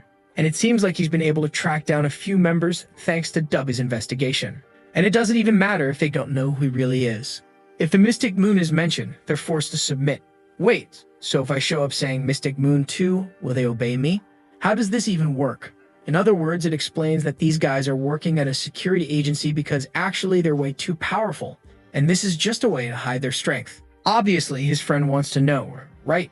When exactly he made all these connections, to which Taezin replies that children can't know everything in this world. But now it was time to go because he could finally train in a real fight. Obviously, once again, the poor guy is confused. Our boy had just said a minute ago that they wouldn't be joining the fight, but Tazen says he would never say something like that.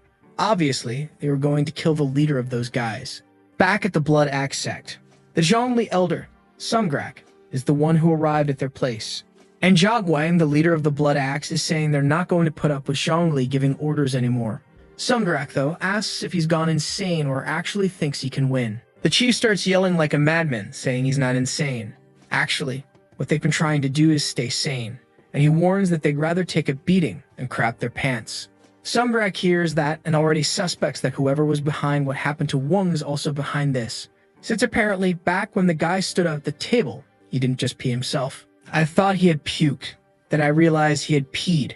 Now we find out he crapped himself. So the guy let everything out. Suddenly, the old man senses a strange energy, turns to the others and tells them to handle the people inside, and to keep one alive since he had a few questions to ask. He starts leaving the place, feeling something was off. He had taken part in countless battles, but he had never felt something like this. Every fiber of his body was screaming that he was in danger at that moment. Oh boy, look over there. Tazen and the other one are in the tree. You really are in danger, man. That's when our boy says he really does have sharp senses. When the old man looks back, our boy had already dropped down and says that, honestly, he does seem strong. Even though Zhongli is kind of a garbage clan, at least their elders maintain some standards.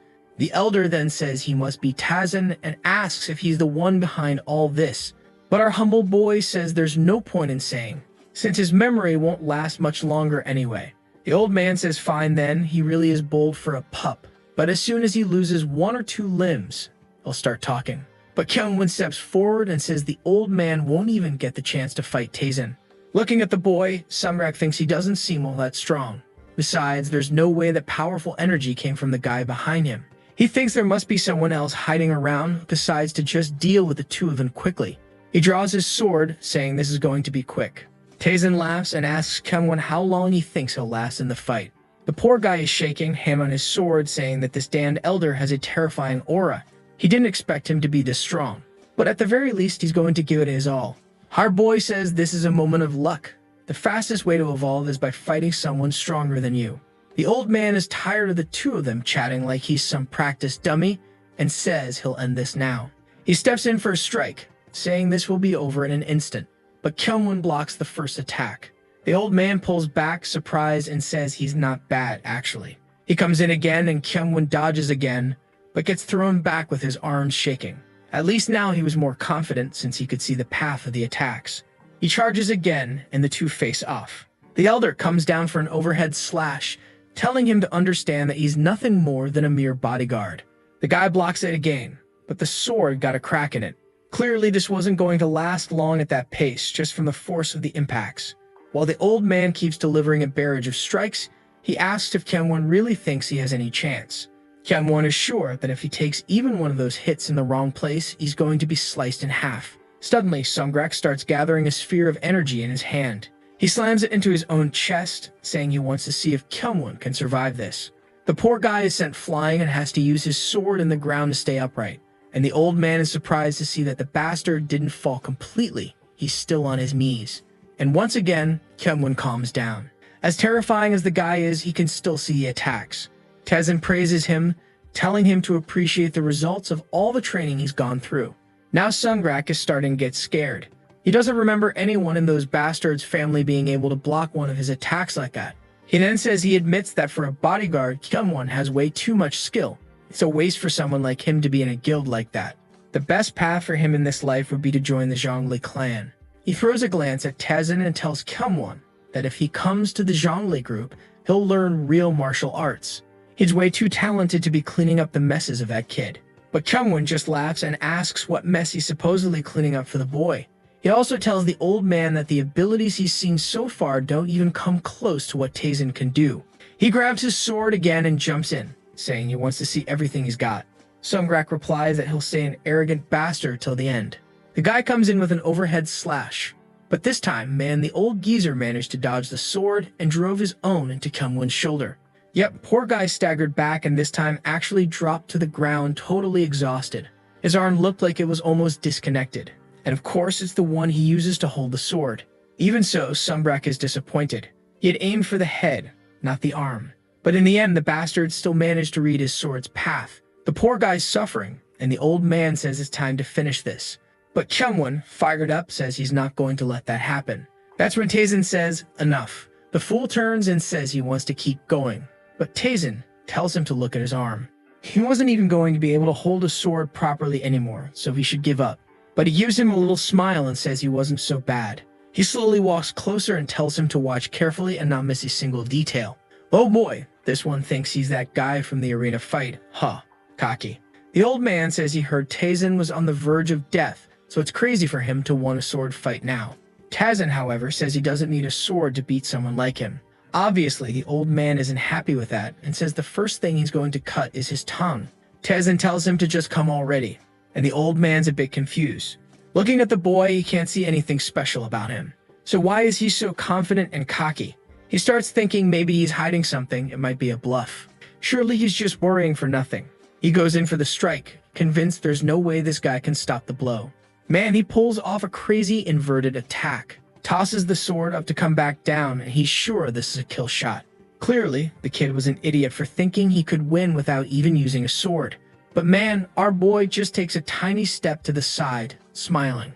The old man's trying to figure out when he got that close, and Taesin says he told him he doesn't need a sword. He lands a clean strike on the old man, who obviously hits the ground immediately. His vision starts going blurry as he wonders who the hell this bastard is. Poor Kyungwon is just standing there, speechless. He struggled like hell against that old man, and he still couldn't understand how Taesin won so easily. If he wanted revenge, he at least need to move the way he does. Back at the Yan clan mansion, W is looking at him saying he's in really bad shape. Kyungwon's just there, right, with not much to say in response. And the doctor warns that if it hadn't been him, any other doctor would have cut the arm off, since restoring something like that would have been impossible. Kyungwon doesn't say anything and W starts bragging, saying he better always remember how great it is to have an amazing doctor like him around. Kyungwon tilts his head, thanking him, while the doctor says he likes humans because they're animals that know how to recognize kindness. Suam thanks him, saying they already thanked him 19 times, so maybe that's enough. But the doctor says that's just to make sure they don't forget how kind he is in the future. The two of them thank him again. Dubba then glances to the side and sees Taesin arriving. He says he's shown up at the perfect time and asks if he heard about the big offer he got. He was about to say something about being offered some herbs, when suddenly Taesin gives him a look, and he immediately turns away, asking why he looks so scary today. Our boy tells him to leave if he wants. Dubby is a little confused, wondering where he's supposed to go. Our boy says if he wants to go with the Zhongli clan and just go already. Dubba starts to say something about how our boy is the only one he wants to serve, but Taesin just tells him to shut it and warns him, either go join the Zhongli clan or go deal with the mountain bandits. Kenwin then explains that at least now the Zhongli guys will be occupied for a while. But Art Moy says, unfortunately, that's not how it's going to be. Now that they're completely cornered, their only chance is to come at them with everything they've got. But that wasn't the most important part. These guys shouldn't even have the guts to act this boldly, which means someone is behind all this. And first, they need to figure out who's pulling Zhongli's strings. He asked if Dubby found what he asked for, and Dubby says he is. It took him 3 days and all his subordinates to find it. Taesin smiles and says to hand it over already. He wants to know who's controlling Zhongli in this era. Scene cuts to the Zhongli clan. A woman walks through the corridor in heels and everyone bows to her. One of them announces that someone from the White Flower Courtson house is there. The Zhongli patriarch says to let her in immediately, and as soon as he sees her, he's already trembling. Oh boy, she's way too beautiful for the artist to be hiding her for 16 panels. She's there stroking the furniture, saying she heard that one of the elders died last night. She wants to know if he was really killed by a merchant's son. Sheenan, however, explains that there were extremely skilled people with that guy, but they don't mean to worry, soon he'll take care of it all. The woman, though, says no deal. The women of the White Flower Courtson house are going to handle Taesin themselves. Whoa, if there's one group our boy has experience dealing with, it's the Courtsons, right? I don't know if her plan's gonna work. The boss is a bit nervous, but she tells him not to worry. Very soon he'll end up paying her a visit, since they're spreading a rumor to lure him in. He wants to know what rumor that is, and she says it's that they're allied with the Golden Celestial Alliance. Man, the artist really was hiding this little model from us, huh? Too bad we already know. Either she's gonna die to our boy, or Well, I think she will. Is he going to kill a woman? Now I'm curious. Is he that kind of guy? The next day, our boy is telling them not to follow if they're going to keep acting like this. W asks if they should leave Kyungwon behind, but Kyungwon says no way. He's full of energy. W says that at this rate, they're going to get caught before even accomplishing anything, so it'd be better to use poison. They ask, what kind of poison? He says it's something that basically changes your facial expression since it relaxes your face completely. The poor guy, though, in the middle of the explanation, is once again the poor guy when it comes to Taesun, who just tells them to hurry up. Still, W insists that at the very least, they should use the poison on Kyungwon, since he was drawing too much attention. Taesun starts wondering if he's really surrounding himself with decent people. And with that, Kyungwon is just left standing there with a dumb look on his face. Sometime later, they arrive at the White Flower Courtson House people. Our boy has arrived in his natural habitat, and Suyeon is devastated that he's going back to his old habits. Dove, however, tells her to take a closer look. That wasn't just any place. It was a Courtson house backed by the Golden Celestial Alliance. She finds it strange that guys like them are getting involved in a place like this. Dove explains that these people are constantly expanding their locations to gather as much information as possible. You could easily tell just by looking at the soldiers outside. They looked like regular people, but they were extremely skilled. Taesun suddenly points out that the rumors about this place only started recently, which suggests they're trying to attract a specific person. W agrees and says it makes total sense. Suyeon, on the other hand, says that if they're trying to lure someone, maybe they shouldn't be going there, because, it could be a trap. The doctor asks if she's feeling sorry for Taesun, and she replies, hell no. And so the Fantastic Four entered the building. The first woman appears, welcoming them, saying the girls there were wondering when the Night King of Wuhan would finally visit them. Double laughs and says that apparently the rumor has been spreading a lot. He pushes the girl aside and tells her to bring the best they got. Meanwhile, Taesun is just observing that the guards here aren't bad at all. They could go toe-to-toe with warriors from respected clans. If this alliance has warriors like this around, that clearly means there's an even bigger group behind all of this. What he wants to figure out is what they're actually planning. At that moment, the woman from the house appears, saying his room and companion were already prepared. Double thought he was gonna get out of it, man. But Suyeon said he was staying there with them. He tried to say no, but she just ordered a guard to take the guy in. And there he was, sitting on the bench, thinking, really? I'm gonna have to stay in a place like this. Kyungwon, on the other hand, already knew what was coming. Then Suyeon asked what happened. He didn't look too good. All twisted up, he replies that he's fine, she doesn't need to worry. But he's saying that the poison he took is wearing off, and it looks like it's causing some side effects. Strangely, from his perspective, he sees Suyeon asking if he wants to meet a fourth too. He shouts back, telling her not to worry, he's fine. She seems confused by the reaction, but once again, from his POV, she says she's going to take a closer look. And the guy's already smacking his head into the wall. Seeing Dubba's little smirk, he's sure that bastard knew about the side effect. With his forehead bleeding, he says not to worry.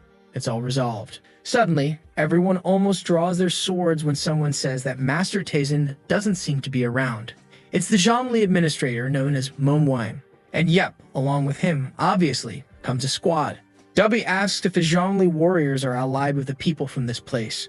Manhwa responds that it's a shame, but since he noticed that no one there could be allowed to leave alive, he gives the order to go after them. But the one who charges in first is Kyungwon, saying it's been hard to stay focused, so a fight would be good for distraction. The first two already take a hit and drop to the ground. Suyeon asks why he's been trying so hard to hold back. The poor guy, a bit embarrassed, says he'll explain later. Then two come at her, but easily she also takes them down with one hit to the neck each. While the fight is going on, our boy is sitting there, back turned to the next victim. The poor girl tells him to come closer, that it's going to be fun. But he replies that it sounded kind of noisy outside. She asks what he means by that. He says it was the sound of a fight going on. She pretended to be clueless and said maybe his hearing was off because she wasn't hearing anything. But the damn woman was thinking to herself that of course there was a fight going on. This was the beginning of his end today. She was feeling a bit sad, thinking it was a shame he was going to die like that without even realizing what was going on, since at least he was kinda cute. Then suddenly, Taesun asks if she wants to have both her eyes ripped out. Did he look like some prey that got caught? The fool was all confused, wondering what he was talking about. But he answers that she must be thinking he showed up there without knowing anything. In the blink of an eye, he punches the wall and tells her to never look at him like that again. Meanwhile, Suyeon and Kyungwon are outside having a good time. Another one comes at him from behind, but he dodges. At the same time, Sueon shows up behind him to help, pushes him back into the fight and slices through one more enemy. Then she comes from the side and cuts the shoulder of another guy. And a few moments later, everyone's lying on the floor. The two of them are exhausted, and that's when Momwang says they really are just a bunch of useless idiots. Man pulls out a little fruit peeling knife and says he'll have to handle this himself. Obviously, they're confused. Who pulls out a paring knife in a fight like this? But suddenly, the Luminic launches himself at them. They raise their swords, realizing he was way too fast. But the old man just ducked low and slipped past clean. I thought he was going to stab both of them right there. But actually, he threw out a flurry of attacks. The two managed to defend, but not perfectly. They were getting cut here and there across the face. The suckers had to retreat, and Kyungwon wondered if fighting a master was just too much for the two of them. Moonwang says they're skilled, but they're dreaming if they think they can beat an elder. Even if they're talented, it would be disgraceful for the clan if he lost here. But right at that moment, boom, the wall behind them explodes. The gang already knows what's coming, right? Bodies drop to the ground, and Taesin appears. Moonwang recognizes him instantly and says he can't believe it. Last he heard, Taesin was the name of a guy with a wrecked body. Looks like he'd been hiding his strength for a long time. The protagonist says he'd never do something like that. People just see what they're capable of seeing. The old man says, all right then. He was going to spare the kid's life, but now he's changed his mind. Our boy grins. Moonwang pulls out knives and gets ready. He throws 3 at Taesin, who easily dodges them. The guy behind the door almost got hit though. Taesin says the old man's shaking way too much for someone talking about sparing lives. He starts walking toward him, saying he knows the guy won't have the answers he wants anyway. So hey, he grabs the guy's little hat and says they'll just move on to the fun part. The old guy didn't even realize he'd gotten so close. And there goes Taesin, absorbing all the man's energy. A little while later, Nova shows up smiling, and Kyungwon celebrates that at least he didn't get attacked. He says not to worry. When it comes to hiding well during fights, you can count on him. Then Taesin finishes up and lets go of the old man, and everyone leaves the Courtson house. Apparently, it's the first time Taesin left one of these places before sunrise. Oh wait, scratch that. They're already beating up other guys and heading to a different area of the region.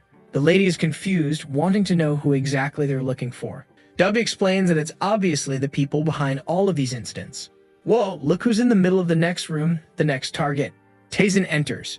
She glances over and he immediately asks if she is the one. She better not even think about claiming the Courson house had nothing to do with it.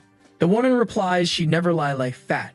She values her life. The protagonist then asks why she's so calm if she really values her life that much. The woman says she's confident and that she's more useful alive than dead. He replies that he wants to know a few things. And then she says she'll tell him everything. Obviously, our boy tells her to say who's behind all of this. He doesn't want names from the Celestial Alliance. He wants the identity of whoever's behind them. They stare at each other for a second, and she lowers her head, saying she doesn't know the identities of the 3 people behind it. They move in extremely deceitful ways and are always hidden. The only thing she can say is the name of the person who receives orders from them, someone called Bong Mook. Dubby seems startled by the name, and Taesin asks if the guy is famous. He explains that yes, he was one of the strongest sword masters, known as the Flame General, but as far as he knows, the guy died a long time ago. He tells the woman that apparently the guy is dead, but she insists, saying she's sure it was Bong Mook. He asks if she has the guts to swear on her own soul. She says yes. Then she says fine. From now on, she'll take over that place. She's used every means possible to gather information about the Alliance, this Mook guy, and report it to him. She lowers her head and says that unfortunately, it'll be hard to get any more information. But he tells her to stop pretending. He knows very well she was hired by the Golden Alliance since she belongs to the Hao faction. Looks like it's true, right? Because now she's got that scared look on her face. And he leaves, saying that for someone from the Hao faction, she's terrible at lying. Dove is surprised they're leaving already, but our boy says he trusts she'll do a great job. However, he stops midway and says he knows the location of the Shadow Step manual. That seriously sounds like some lost Naruto jutsu. And the woman's shocked, because that's a technique from the Hao clan, one that was lost decades ago. Only our Brabin-ho, the little reincarnated one, would know something like that. Of course she doesn't figure that out, but she says she'll follow his orders. Sometime later, on a mountain. Yeah, looks like it really was the first time Taesin went to a Courtson house and made it back before sunrise. A man is walking across a bridge. Oh, probably that Bong Mook guy, right? He runs into some punk with yellow or red hair, looks like a villain, who asks what the problem is. He explains that the situation in Wuhan isn't looking good. The Zhongli group and the White Flower Courtesan House were both defeated by an unknown person. The guy wants to know how it's possible they don't have intel on something that big. Then this kid lying on a bench says that the brother can't even control something that simple. And the buff, dark-skinned guy says they need to take this seriously. Wuhan was a crucial part of their plan. The standing brother agrees, saying they waited hundreds of years and can't allow a failure like this. Very soon, the unknown ones will appear in the world. Honestly though, unknown ones is a pretty lame name, guys. Gall could have come up with something better. But now we're back at the bodyguard agency. Dub is talking with the old man, who asks if he isn't breaking any rules by meeting with him like this. But Dubber replies that he's in a very special situation. At that moment, the old man understands that he's talking about the mystic enchantment. And the thing is, no one knows how long it'll take, but the Supreme One is going to appear soon. Dubby says that since they're already talking about the Supreme's appearance, they should start preparing, and asks what the old man thinks of Master Biak-Tazen. The old man says he's definitely suspicious. He used the secret code that only high-ranking people know, but he doesn't know of any executive that young. Even he himself is curious about who this person really is. Dubby glances to the side and says he thinks it's the Supreme's secret son who was believed to be dead. Wait a second. He's starting to think the protagonist is the son of the previous Supreme who had a secret family? Yeah, I think that's exactly it. The old man is basically drooling and asks if Dubby is being serious, to which Dubby tells him to keep quiet, someone might hear. He says maybe the new Supreme is going to appear sooner than they thought, even though that's what the doctor told the old man. The truth is, not even he knows for sure. Who exactly is Tazen? Back at the house, looking at him as always, that boy didn't say much. Suddenly, his spirit says that person is finally coming. He asks who she's talking about, and she says it's the famous eccentric Neil. Dubby is startled for a second, and then gets spooked. Soso comments that it's no wonder the eccentric needle is admired by all doctors. Soso says that even though Delva helped our boy a lot, she's curious how much this needle guy is going to be able to help him. Poor doctor says he's more than enough by himself. She tries to defend the new guy's arrival, saying he became famous because he can cure any illness with a single needle. They start arguing, until our boy cuts in and says no, that guy didn't become famous for healing people. The truth is, he became famous because he can kill someone with a single needle. The first time he was talked about worldwide was when he destroyed an entire sect using just that. Soso says that's impossible. She's never heard that story. Also, why would a doctor kill that many people? He just replies that the world must be a pretty sweet place when you're that innocent. The poor girl scolds him, but he just walks away. Sometime later in the middle of the city, someone is walking by and catching everyone's attention. Oh, I thought it was someone important, but it's Danyang, right? Our first courtesan brought to the house. They were picking some apples when they saw an old man yelling at someone, saying he wasn't going to fall for some dumb trick like that. Behind him, there's a group of bandits, or so it seemed, and apparently he was being scammed with the old cup trick. The con artist, who is definitely a master of swindling, says he can't be accused unfairly just because the guy lost. He's been running that shop for 15 years, and if he were cheating, he'd have been killed long ago. The old guy goes silent while the scammer starts grabbing all the money. Suddenly, the old man says he wants one last bet. If he guesses where the coin is, he gets all the gold. But if not, he loses a hand. Now the guy's nervous, while the old man's got the face of a total psycho. Okay, I was mean. I assumed everyone in the city was a bandit, but looks like it's just a regular citizen calling the whole thing shady. Nobody ever wins. Even Danyang is getting involved now, curious to see what happens. But of course, the scammer says he'd never accept a stupid bet like that. They keep arguing, until suddenly, it's Danyang standing nearby. Here comes another guy completely stunned by that pure physical form. I guess that's the polite way of complimenting women, right? Instead of saying, she's hot, you say, wow, what a refined, pure physical form. And as soon as she starts walking, the guy throws the money in the scammer's face and runs after her, all excited because he just found something very interesting. In front of the golden wall gate, he's sure she went that way. And bam, he opens the door like he owns the place. The old man at the entrance welcomes him and says it's great to have a guest like him. The guy goes straight to the point, saying he saw a woman go in that direction and wants to know where she went. If I'm not wrong, that old guy is Mujin, right folks? There are so many names now it's getting hard to keep up. Mujin says that if she was the last to enter, then it's Danyang who serves Master Daezang. The guy is confused, she's just a servant, Mujin hints that he better not even think about trying to take her as a disciple. Even the Dr. Dova once tried something and ended up becoming a servant here in the region too. Looks like that old man must be the so-called Needles, right? Because he says not to compare him to trash like Dove. Sitting behind a table is our boy, and Dove is next to him with an annoyed expression. Right away, eccentric Needles recognizes him, thinking he was way younger than expected. Our guy then says he finds it weird how everyone who comes to this place ends up getting interested in his maids. Needles is angry that the boy spoke to him so casually, and just says the girl's energy was impressive. Her talent was being wasted in that place, and if she trained with him for 10 years, she'd become an incredible doctor. Tezen, though, says the guy doesn't even look that skilled. So what exactly would he teach her? Obviously, that eccentric Needles dude loses his mind immediately, but then suddenly, something approaches. He instantly feels a chill and closes his eyes. When he opens them, it's just our boy asking him to check his pulse. He wants to see just how talented this guy really is. That Needles guy, man, looks like a bit of a fraud, huh? This big martial arts artist is now trembling from just a glance. He's wondering how this kid made him feel breathless for a moment.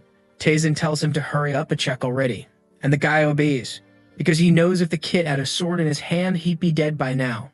The problem is, he can't even feel the energy coming from him. So how's that even possible? But the moment he touches the pulse, his expression changes.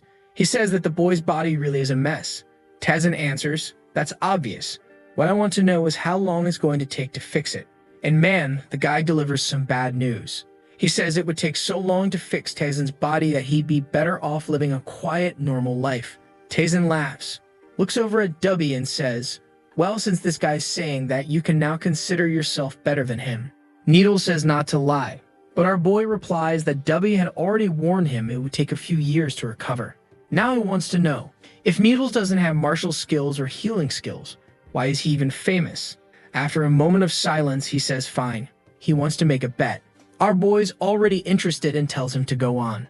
Needles says he'll prove his martial arts aren't weak by fighting someone, but if he wins, he gets all the maids from that place. Tezen says okay, but what does he get out of it? Needles says he's wagering himself. There's no better deal in the world than that. Even the biggest alliances are fighting to recruit him. Yeah man, too bad you're talking to the protagonist, you're going to lose. And our boy still says he doesn't just want the guy's body, that he's going to wager something that has to be his soul too. Needles turns and asks if he means full loyalty, and he promises it. With a little grin that they are now standing in the arena. Needles wants to know who'll be fighting, and strangely Tezen says, it's him. Ah, now I get it. When the guy said it couldn't be Tezen, it wasn't out of fear. He just thought that with a body in that bad of a state, there was no way he'd stand a chance. And now he's there with that idiot look on his face, asking if Tezen plans on losing. To which Tezen tells him to figure it out for himself. Needles studies him, trying to understand what he's planning. Based on the pulse analysis he did, it should be hard for Tezen to even stand and walk. He seems to come to the conclusion that Tezen wants to die. He tells him not to throw his life away like this. There's still so much to come.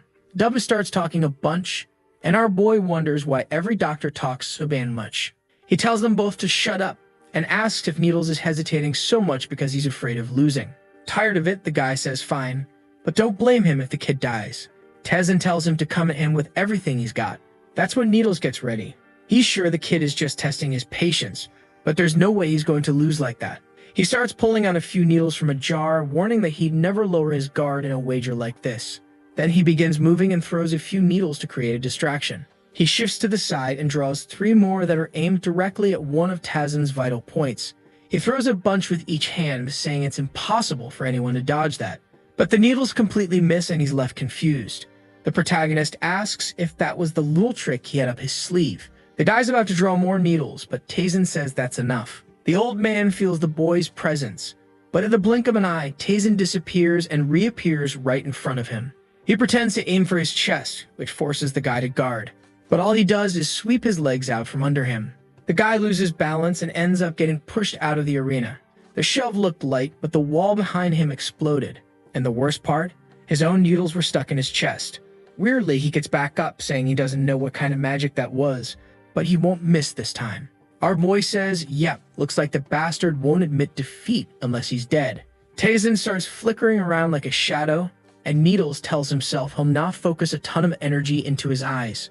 That way, it'll be impossible to get tricked by that technique again. But in a second, Tazen's already at his back, saying the guy really is just as bad a martial artist as he thought. The sound of a bone cracking under the moonlight. Sometime later, the guy opens his eyes to see Dubba smiling, asking if he's finally awake. After that hit to the head, he blacked out and stayed down for a while. Dubba lets him know he's under a few precautions in case he thought about running. Needles gets up all crooked, asking what this restriction thing is supposed to mean. To which Dubba replies with the obvious. From now on, he belongs to Tazen. The old man puts his hand on his head and says, "All right, I've never been this speechless before." Dubba says he's excited to work with the legendary eccentric Needle. The next day, our boy went to visit his brother. The protagonist's name is Tazen, and the brother's name is Tetsu, just so we don't get confused. Actually, to really avoid confusion, let's just keep calling him the protagonist's brother. That's easier. And the brother says he's looking way better. Looks like the visit from eccentric Needle and the divine doctor really helped the kid. Our boy doesn't say anything. The brother then says he called him over to ask a favor. Looks like the Marshall Lake Alliance had already sent their reps and Miss Yeon had been invited. Man, no way they're going after that wife of his, Yeon Heron. Again, right? She's one sought-after woman, huh? The brother explains that the merchants from his group can't participate, but since both she, his supposed fiancé, and eccentric Needle got invitations, he wants our boy to go with them. Tazen kind of already guessed that request. But yeah, it was obvious. And he says there's no reason not to go. It'll even be a good chance for that guy to get some training in. The brother, however, warns him to be careful.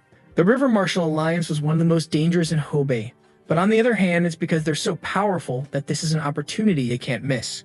Tazen says it's the perfect chance. It's been a while since he's found any good opponents to train against. Meanwhile, over at the White Flower Courtson house. Man, I still don't remember the name of that white-haired lady. Don't even know if they said it. Probably did, but I forgot. She's asking for new intel, but the girl next to her says unfortunately. The group's hesitating to make any move against the merchant faction. The silver-haired lady says obviously. Nobody expected a monster like that to show up. She's got a faint blush under her eyes, clearly wondering who this guy is and how he knows all that information. Then she orders all the girls to keep an eye on the merchant group from the Golden Wall. She wants to know what martial arts they possess and what relics they've bought. Also, they were to be extremely cautious as if dealing with a highly dangerous clan, and none of them were to even think about getting close to the second master, Tazen. Ah, look at you, working for our boy and trying to spy on him, huh? You're kinda asking to have your soul drained, aren't you? Next chapter. We see a message Soso sent to her mom asking if she's doing okay. In the message, she says she's fine and that they're getting ready to visit the River Marshall group, an extremely powerful alliance, and that proves just how important Master Tazen really is. On top of that, two famous doctors had recently joined them. Seeing all this happen was fascinating for her. The only weird thing was that at night, she kept hearing some strange screams. When she looked out the window, she could see some kind of peculiar training going on. Since it started, Tazen's been looking healthier and healthier. Even the two doctors are looking younger by the day. Out of nowhere, Tazen says that doctors like him are way better than Courtsons. Soso turns red, wanting to know what he meant by that. It was peculiar, to say the least. The poor guy, though, just ends up embarrassed and doesn't say a word about it. Even so, she really liked that place, because lately, it feels like she gained a whole new family. As soon as she returns to Wang, she says she'll send another message to her mom, so she doesn't need to worry. She just hopes her mother stays safe until then and says goodbye. Yikes. The message ends saying she misses her. I don't know why, but that message kinda gives me the vibe Soso's gonna die, and Tazen's gonna go full beast mode or something. I mean, I'm trying to guess the future here, but I'm usually wrong anyway. Meanwhile, back at the White Flower Courtson house, our boy is already there, got the boss lady on her knees. Wants to know how the investigation's going. She, all awkward, says she already sent all the details, so why is he asking? But of course, Tazen asks about the investigation she's doing on him. Now the fool is shaking all over, has no idea what to say. He just laughs, asking if she really thought he wouldn't notice. Here she goes again, kneeling down, saying she committed a sin and begs for forgiveness. Our boy tells her to get up already. He's just curious to know what she found out. She's all wobbly, says his group is too cautious and she couldn't find much. Besides, the investigation wasn't about him, but about the Golden Wall merchant group. He tells her to just say what she did find out about him. But this woman, with all her weird expressions, says she didn't manage to uncover anything. Tazen says he's disappointed. At least she had some information on the River Marshall Alliance. She tells him not to worry. She'll mobilize the entire Hao faction to gather more intel on that. He thanks her and tells her to assign some people to his side, because he's got some business to settle with those guys. Suddenly, he snaps his fingers and tells her to bring writing materials. As soon as she does, he scribbles down a few characters and tosses the paper in her direction. It lands in front of the poor girl, and she's already trembling, saying she can feel it just by looking at it. That was the shadow step technique. Man, life is really just so easy for pretty women, huh? She did nothing, fooled him twice, and still walked away with exactly what she wanted. What a damn disgrace. He gets up and says that at least, yeah, that's not the entire technique. Obviously, a piece is missing. She thanks him. He just says that she's really grateful. She better do her job right. With the techniques he could give her, she'd be capable of becoming the leader of the Hao faction, judging by the shocked look on her face. That's something she hadn't even considered until now. Next day, his journey begins. And look who's there, folks, right next to the carriage. Black 1, Black 2, and Black 3. Who's been missing the tender trio, huh? Mujin and the brother are just watching them leave through the gates. A clearly peculiar group, where no one ever shuts up. The brother then says, so the day finally came. He always thought the boy would be a child forever. Felt like it was just yesterday. Tezin pacing back and forth, complaining non-stop. He even gets a little emotional watching his brother start to get involved in house affairs. But even though he's got 2 doctors by his side, he's still worried about his health. Mujin tells him to relax. He doesn't just have 2 doctors. He's got 2 extremely skilled ones. It starts to rain and Black 1, 2, and 3 are just confused by all of this. Then the brother says he can't worry, since he's the one who sent the boy out in the first place. But when he looks toward the carriage, he's certain something big is about to happen. Scene switches to the Su Dogan residence. A guy standing there says the preparations for the ritual, along with what the elder requested, are almost ready. The masked man says, all right then. He wanted that guy to control the thing. That's gotta be Bon Mook, right man? He says he's heading out to handle it now. The man beside him says they were completely defeated in Wun, and even the alliances that supported them are now useless. If they failed this time, the elder himself would personally punish them. They'd probably turn into wandering souls, never finding peace, drifting for eternity. He glances at a pot nearby and says, it's coming out soon. The next chapter starts in the carriage with the 3 idiots just standing there.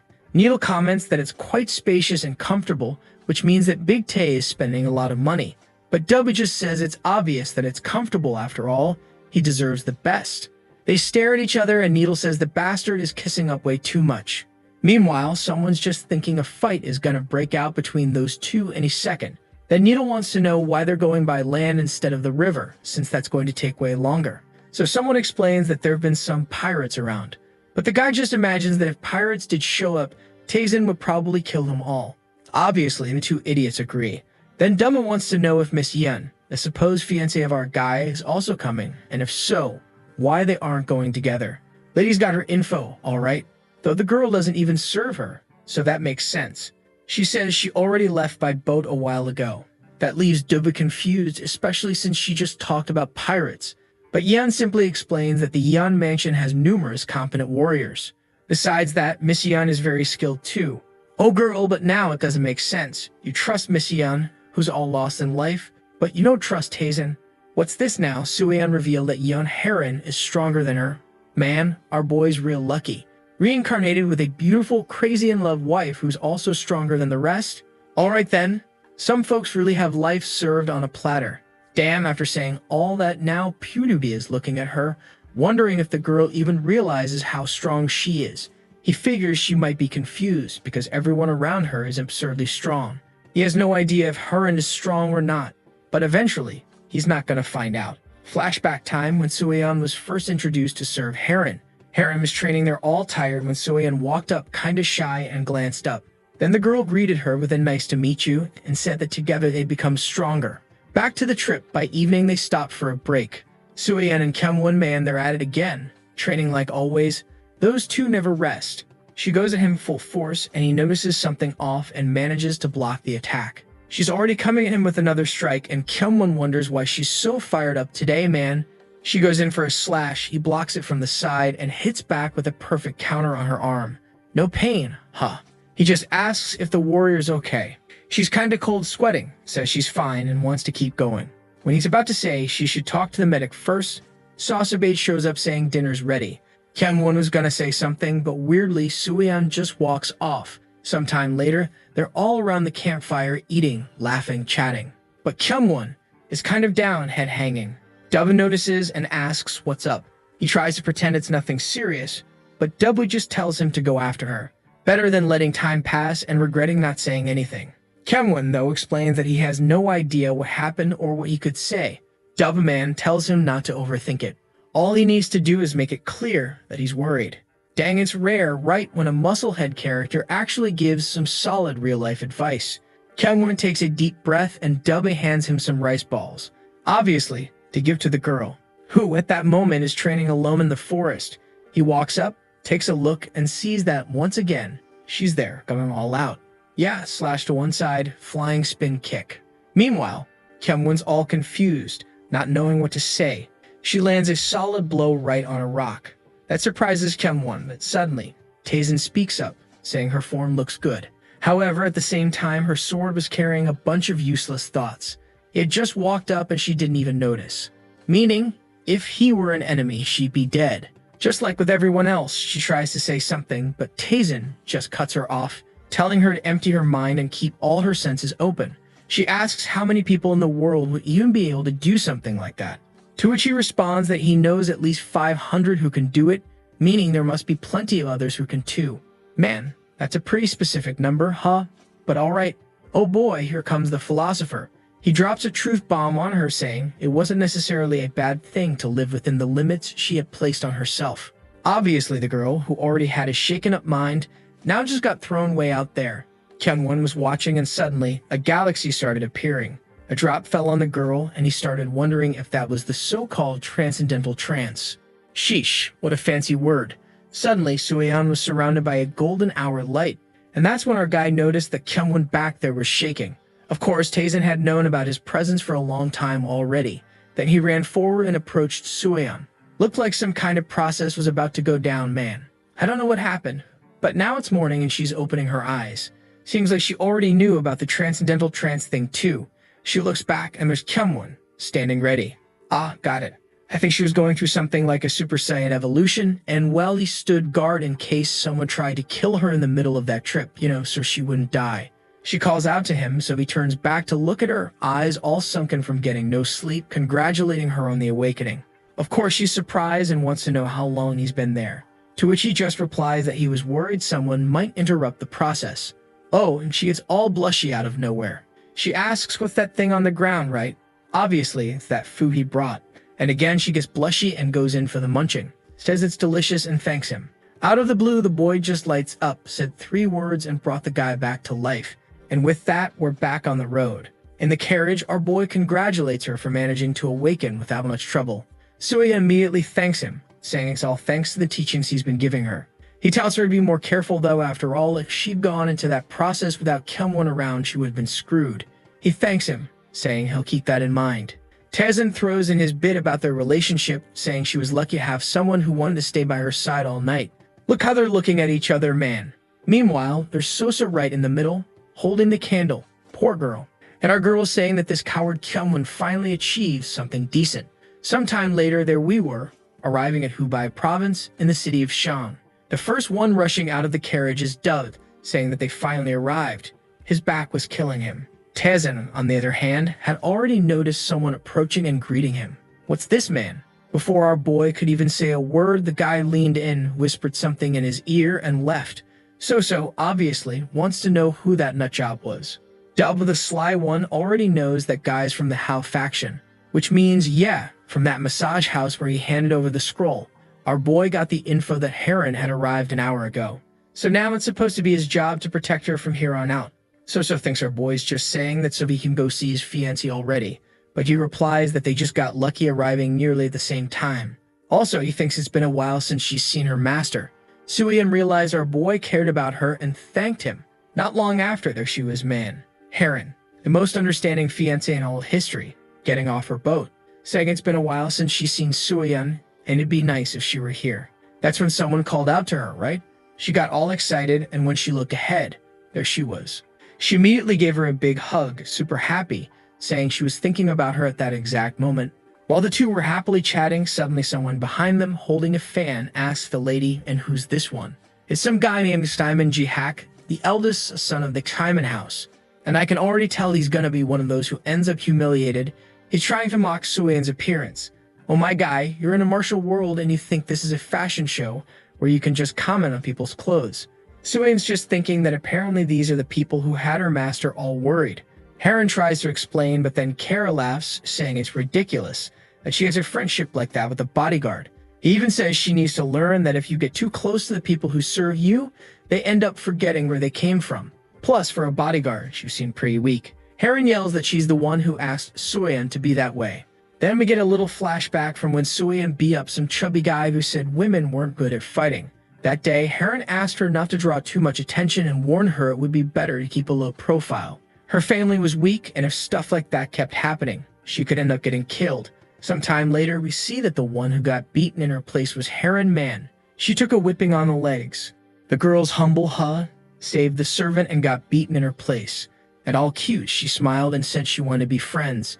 Back to the present, Suyan was staring down the idiot when suddenly someone asked what the commotion was. It was Dove, obviously, shouting and showing up with a bunch of crazy folks. Our boy had a pretty serious little some-dumb moo expression on his face, which made Heron all in love and blushing. The fashion show king was staring at our boy. What's he gonna criticize now? His cloak. Oh snap, here it comes. He starts trashing, saying that apparently a former fiancé of Miss Heron has arrived. The brothel king asks the fiancé if their engagement is over, and she says no.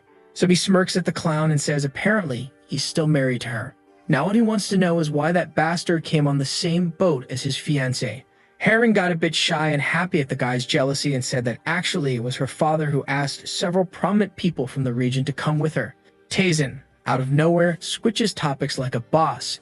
He turns to her and says, since they're still engaged, she'll be staying in his quarters. With that, they left, and Fashion King was left there biting his fan in rage because Heron didn't smile at him once on this whole journey. But as soon as she saw that damn Tazen, she did that little smile and blush. Poor guy says that no matter what, she's going to marry him. Oh my dude, you're gonna lose your life over a woman. Let it go, man, that's not gonna end well. On the way to the lodgings, Heron was just acting all dramatically sweet toward our boy. But the second he turns to her, she gets all flustered and runs ahead. Tazen's already noticed that clearly she's obsessed with him. The problem is he has no idea why and wonders if something happened when they were younger. Plus, the more he looked at her, the more he saw the resemblance. He remembers a woman with white hair saying that she was sure one day he would reach the level of a supreme being. Yeah, man, but it seems she died before he could do that. And Tazen liked her since he's all devastated remembering that. Sometime later, they're arriving at the lodgings of the Martial Alliance of the River. The place was bigger than they expected, and Tazen says it's at least half the size of the Marim Alliance. W agrees, and our boy smiles, saying it's not bad at all. Soso's all excited about the place. That's when an old man shows up, says he heard that some important people were arriving, and he's there to welcome everyone. W says they're obviously getting such good treatment because of him, since he's amazing. Needle, on the other hand, says it's obvious it should be him after all. He was originally invited for this. The two are butting heads when Tazen calls out to them. They turn around and our boy says that from now on, they're to search for doctors in the region. Dove obviously wants to know why. He already has two of the best in the world at his side. But Tazen says he's been using the two of them too much, and their effectiveness is starting to drop. But of course they're gonna argue again because Needle says he's much better at judging who's a good doctor, so he'll take care of it. But Dub is willing to make a bet and asks what the guy wants. Needle thinks for a second and points and says he wants to know his identity. They stare each other down for a second, and Dubby asks if he'll be able to handle the truth. Needle says that's a problem he'll deal with. Dubby agrees and says that if he wins, the guy will have to teach him the techniques with needles. Of course, the guy doesn't want to teach at all, says that's the only thing that gives him value in this world. But the Slay guy says he just wants to learn the acupuncture part, and with that, Needle agrees, saying all right then. The one who brings the best doctors for Tazen wins. That made Beto laugh while he thinks he's finally going to uncover the truth behind that guy's identity. Night falls, and in front of the room, the two are standing there, and obviously, Tazen's probably inside, sucking someone's energy. Dova comments that those ones didn't seem to be suffering as much as the others. Needle agrees, saying that normally they'd be screaming until their throats burst. Just then, Tazen suddenly opens the door, and Dova, looking like a total idiot, asks why our boy came out without making a sound. Tazen ignores him and just says the people they brought were awful, and that they're to bring one more person each day. They were about to argue, but one look from him and Dudley quickly says that will definitely happen. Then Needle, a bit awkward, asks which of the two doctors satisfied dear Tazin more. Tazin says he's already guessing they made a dumb bet, but he'll only decide once they've both brought all the doctors. So yeah, the two poor guys were sent away into the night. Missed those days when Tazin spent the night at the brothel. Even though nothing happened, it was more fun. Then the protagonist mentions that he's been learning the spirit he absorbs from each person is different. The souls of doctors usually heal his body, while the soul they draw from the courtesan gives him a lecherous kind of energy. Wonder why that is, huh? Also, obviously, the pain and the experience are very different. The more corrupted the soul of a doctor, the more pain he feels and the less our boy gets healed, which makes it clear that right now he's in need of some pure souls to recover faster. That's when Soso shows up all shy, saying she came to check on him, to see if he's okay. Man, that's when our boy saw a pure soul right in front of him. Off he goes being wicked, saying she showed up at the perfect time. She's a bit confused, but he just touches her head, saying she won't feel any pain, so there's nothing to worry about. Scene changes to a cave, where that guy Ball Mook is walking with the old man. He wants to know what they're doing there, and the old man replies that they're almost there, so he doesn't need to worry. They're looking for something that's been ripening for quite a long time. There were some options that had matured for more than 70 years, but those were saved for the great elders. Even so, what they're after is perfect, and most warriors wouldn't be able to endure it. The old man's face shifts into a big smile as he says they finally found it. In front of the cave, he asks what he thinks of it. And man, you can see there's a body lying on top of the slab. How long's that thing been there? Not just one body, man. It's a room full of bodies. And obviously, yeah, the people in there look kinda dehydrated. The scene shifts to Lord Dogen's residence. They grabbed the fourth dried up body and started a ritual there. Music playing, drums beating, people chanting, some jutsu nonsense like Naruto. Written under the guy's feet was the word return. Whoa, okay, now we get it. That's how you get someone to fall. And this thing they're making them drink seems like it's souls. The guy standing on the left says the soul bottles are almost fully merging with the body. Ball Mook asks if they're basically creating people that are kind of like undead. The guy explains it's close to that. But the difference is that these corpses are maintained because they infuse them with corpse energy, which means the original soul is still present in the body. That's why they're different from zombies and can even use martial arts. Of course, in a state like that, the person would probably be better off dead than alive, and that's why they're going to place someone else's soul in the body to control it.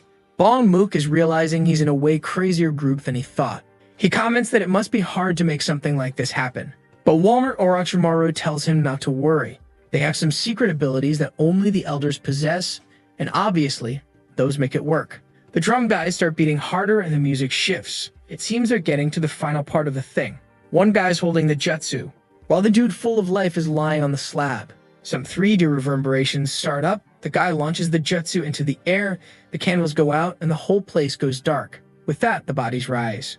The next morning, there were the doctors, side by side, fighting as always. When someone nearby shouts that he's happy to meet such famous physicians, they bow and say that actually it's an honor for them to meet someone so illustrious.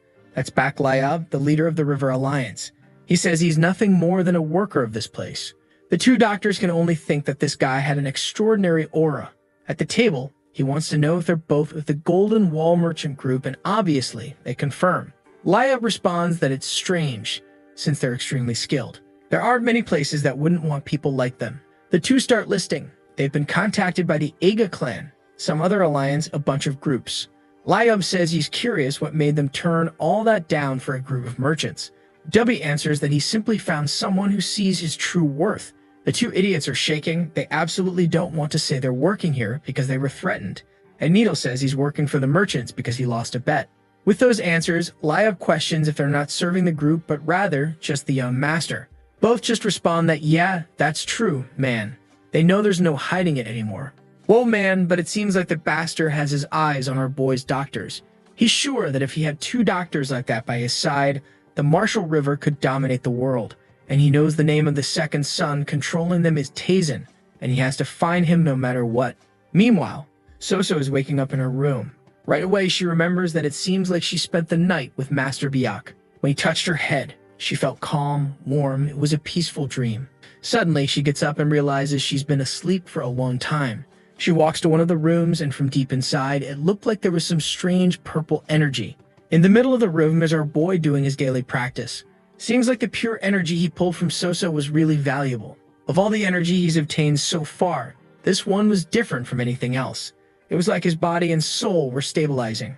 If before he was getting energy just to survive, with hers he managed to gather energy to solidify. Really, when it comes to demonic arts, he's got a lot to learn. Only now, after all that, is he finally able to feel at peace. Ah, so our boy is gonna have to go around gathering the good people of this world. Yeah, it seems like that's the path, huh? Now it all makes sense. Maybe that's why the celestial demon wants to live a peaceful life, who knows? The scene then shifts to Heron entering the meeting of the new stars. Basically, right, it's everyone who's somewhat promising. As she walks through the place, everyone comments on how amazing and talented she is. But walking around, all she wants to know is, where's Tazen? Suyan, mind reader, asks if she's thinking about Mr. Tazen, and tells her not to worry too much about him. He's probably just training and getting stronger. She reveals she went through that awakening, and her friend gets all emotional, saying that explains why she's so strong now. When suddenly, someone calls out to them. Fashion Show King wants to know what she's doing there. Yep, the fiancé. Right away, her expression changes, and she just greets him. But the guy flashes that sleazy little smile, saying the situation is perfect. He invites her for a drink, says it would be at a nice quiet place. Heron plays deaf and, well, doesn't say anything. Then Fashion Warrior wants to know if she's hesitating because of the fiancé, and says that a merchant like that one isn't worthy of someone like her. She's already trying to leave, saying she's not feeling well, but out of nowhere, he grabs her arm. Man, then he dies and won't even know why. He'll be like, oh crap, I didn't even do anything.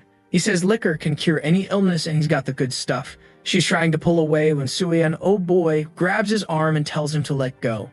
He tries to say something, but she just crushes his wrist, saying it's not okay to act that way towards someone who's engaged. The guy yanks his hand away and says that a bodyguard shouldn't behave like that. Apparently, she doesn't know what clan he's from.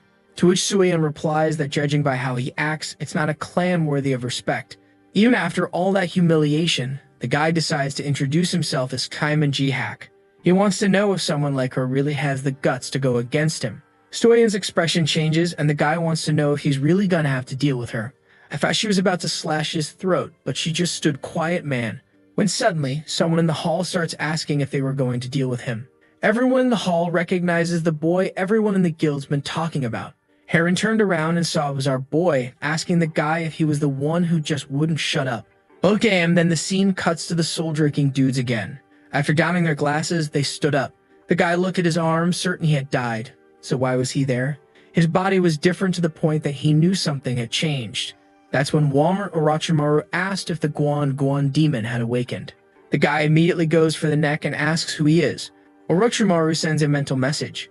And man, he says they were saved by the elder with a ridiculously long name, so we're just calling him Big Wang. And it seems the guy's words triggered a reaction in everyone with the little purple eyes. Back to the showdown, the Fashion King, who says our boy is nothing more than a purple pimp out of nowhere. He says he wanted to ask something. He wants to know how long he plans to keep bothering Miss Yen. Tezen's confused, bothering her, to which Fashion King says he, a worthless merchant, should stop being so obsessed with her. Tazen just fires back with a question. What's this about him being obsessed? The guy responds that clearly he's the problem. Since the engagement wasn't broken off, he should let her go so she can have a proper marriage. The King of Questions strikes again, wanting to know if this clown really believes Heron would go after him if she were single. Then Jihak, for the first time, are actually using the guy's name. Wants to know if he's really planning to go against the Xaimin clan. Even I'm starting to get mad at Tazen, who throws in one more question. He wants to know why the guy's suddenly talking about the clan like that. Was he just a loser before they backed him? The clown starts trembling and suddenly turns around saying they'll settle this outside. Oh man, I think that was the last thing you should have done.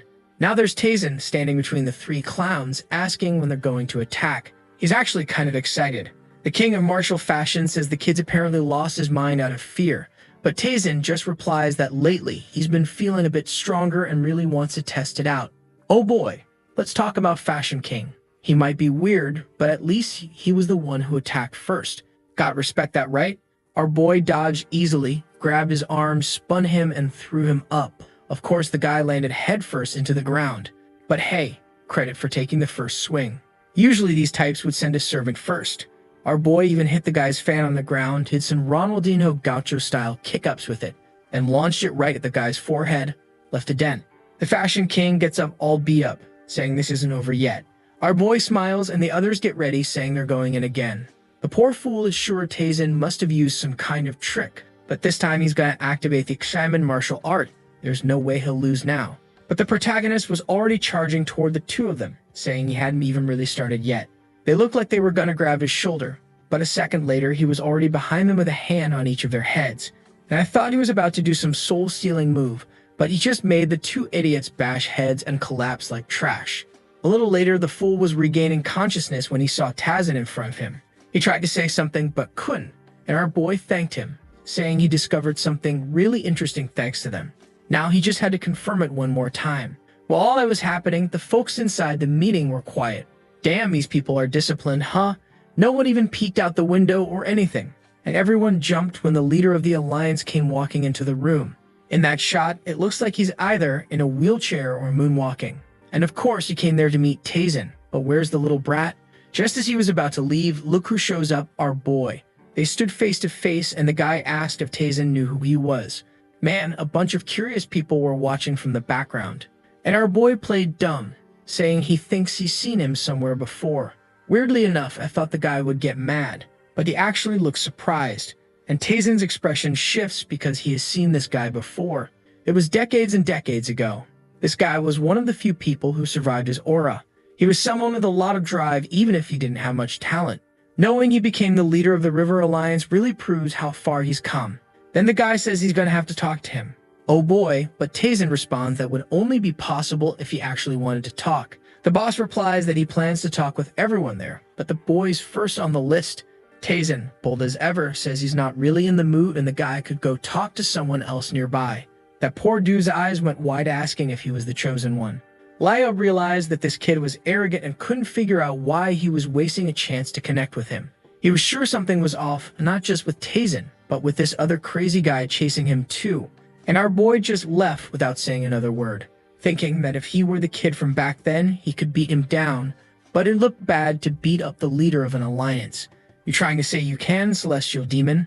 The scene shifts to the Black Forge, where it looks like some things are being forged. At least they use names. What's confusing them, though, is that the fog today seemed way too dense. But one with black hair tells the other not to get distracted, since they have a bunch of deliveries to make for the River Alliance folks. But the old guy with white hair is just standing there without saying a word. He managed to spot a figure in the middle of the fog, someone wearing a hat, moving their head in a weird way. And that's when he saw one of the soldiers getting devoured. Considering that one guy said they weren't zombies, I think that description actually fits. The two old men started shaking and wondered if that thing was even human. Behind one of them, a man raised his arm, a bell rang, and the zombies went berserk, rushing toward the blacksmiths. Obviously, the poor guys ran for it and abandoned the forge. Sometime later, they were hiding out nearby. But he was sure there was no way to escape that place. In front of him, at least, there was a horse. So if he got the chance, he had a way out of there. The zombies were heading in another direction. He wonders if this is the chance he's been waiting for. Without thinking twice, he gets up and bolts toward the horse. One of the zombies looks back, but the old man had already mounted and took off galloping. Oh man, he was looking at the gate, thinking that once he passed through, he'd be safe. But from behind, one of the zombies got ready and leaped, landing right in front of him. With that, everyone in the area had been killed, man. And obviously, the four who had been resurrected there are the bastards behind all this chaos. They regroup in a circle as they begin to absorb all the blood from the area. In front of them, a pillar of blood starts rising toward the moon, and from it emerges some dude with white hair. Looks like he might be the Great Elder or something. Next day, back at the River Martial Alliance, Tazen made new discoveries after absorbing those souls. Even though they weren't as valuable or regenerative as those from doctors, for some weird reason he received some memories. He really still had a lot to learn about this technique. Then someone knocks on the door saying the doctors have been brought in. Oh man, yep, is two doctors dragging in the poor souls of the day. Of course, once again, they want to know who brought the better one. To which Tazen just says they brought ones of equal quality again. In fact, if he had to give an honest opinion, the standards seemed to have dropped, so actually both of them failed. If they made a bet, then both of them should pay what they promised. The guys yell that it's ridiculous, but one stern look from Tazen, and they start trembling. He says he's going to keep a closer eye on the two of them now, and they'd better not make dumb bets like this again without his awareness. Meanwhile, the Alliance leader was receiving news that everyone at the forge had disappeared. Liob says it doesn't make sense. They're not objects. How could they all just vanish? Vario says that's exactly what it looks like. They sent some people to go fetch a few items, but when they got there, everything was gone. The leader replies that it makes no sense. Those guys had delivered countless items recently and were just about to get paid. The old guy suggests they might have been attacked by an outside force. Also, it seems there's a plague starting to spread in the area. Liob says fine then, they should ask the Divine Doctor and the eccentric Needle for help. The Elder asks why, and he explains that it's the perfect opportunity to build a relationship with those two. Also, they were to ask Tazin for help as well, and reward all three of them handsomely. That way, they'd form a strong bond. The old man doesn't get why all this is necessary, but just says alright then. Meanwhile, Liob seems to have sensed that the boy has some martial potential, and he wants to see how he handles this. Next scene, there's our boy and his group walking through the gate, accompanied by other people. He stops for a moment and instantly senses the smell of blood. One of the guys says he doesn't smell anything, to which our boy replies that you don't smell with your nose. Well, that's how it is. He's the protagonist, he makes the rules. But he explains that no one survived in that place, at least 100 people died there. He turns around and asks if he knows anything about poison, to which Double replies no. He knows a lot of things, but there are countless poisons out there. Meadle says that if we're talking about poison, no one knows more than the person known as the Poison Demon. Then Tazin says that what he's feeling in that place is something frequently used by that person. W is shocked that this beast is saying the Poison Demon killed everyone, to which Tazin simply replies that there's something disturbing mixed in the smell of this place. The two of them were supposed to find out what it was along with why there was that smell of poison. The poor guys still can't smell anything and don't understand what he's talking about, but they just go with it. Then Tazin walks ahead, wondering why he was feeling an energy similar to the soul-enhancing demonic technique he uses. A short while later, there's Dove giving orders to everyone, trying to organize things. Suddenly, Liob appears. The two fools bow and Dubby asks what brings such a busy man like him all the way out here. The chief replies that no matter how busy he is, he can't ignore the people he's asked a favor of. Besides, he has one more favor to ask. Before the man can explain, Needle already jumps in asking if he's going to request that they examine the people living in the area. The chief is surprised he guessed it, and Needle explains that under Tazin's orders, they were already investigating and found traces of poison.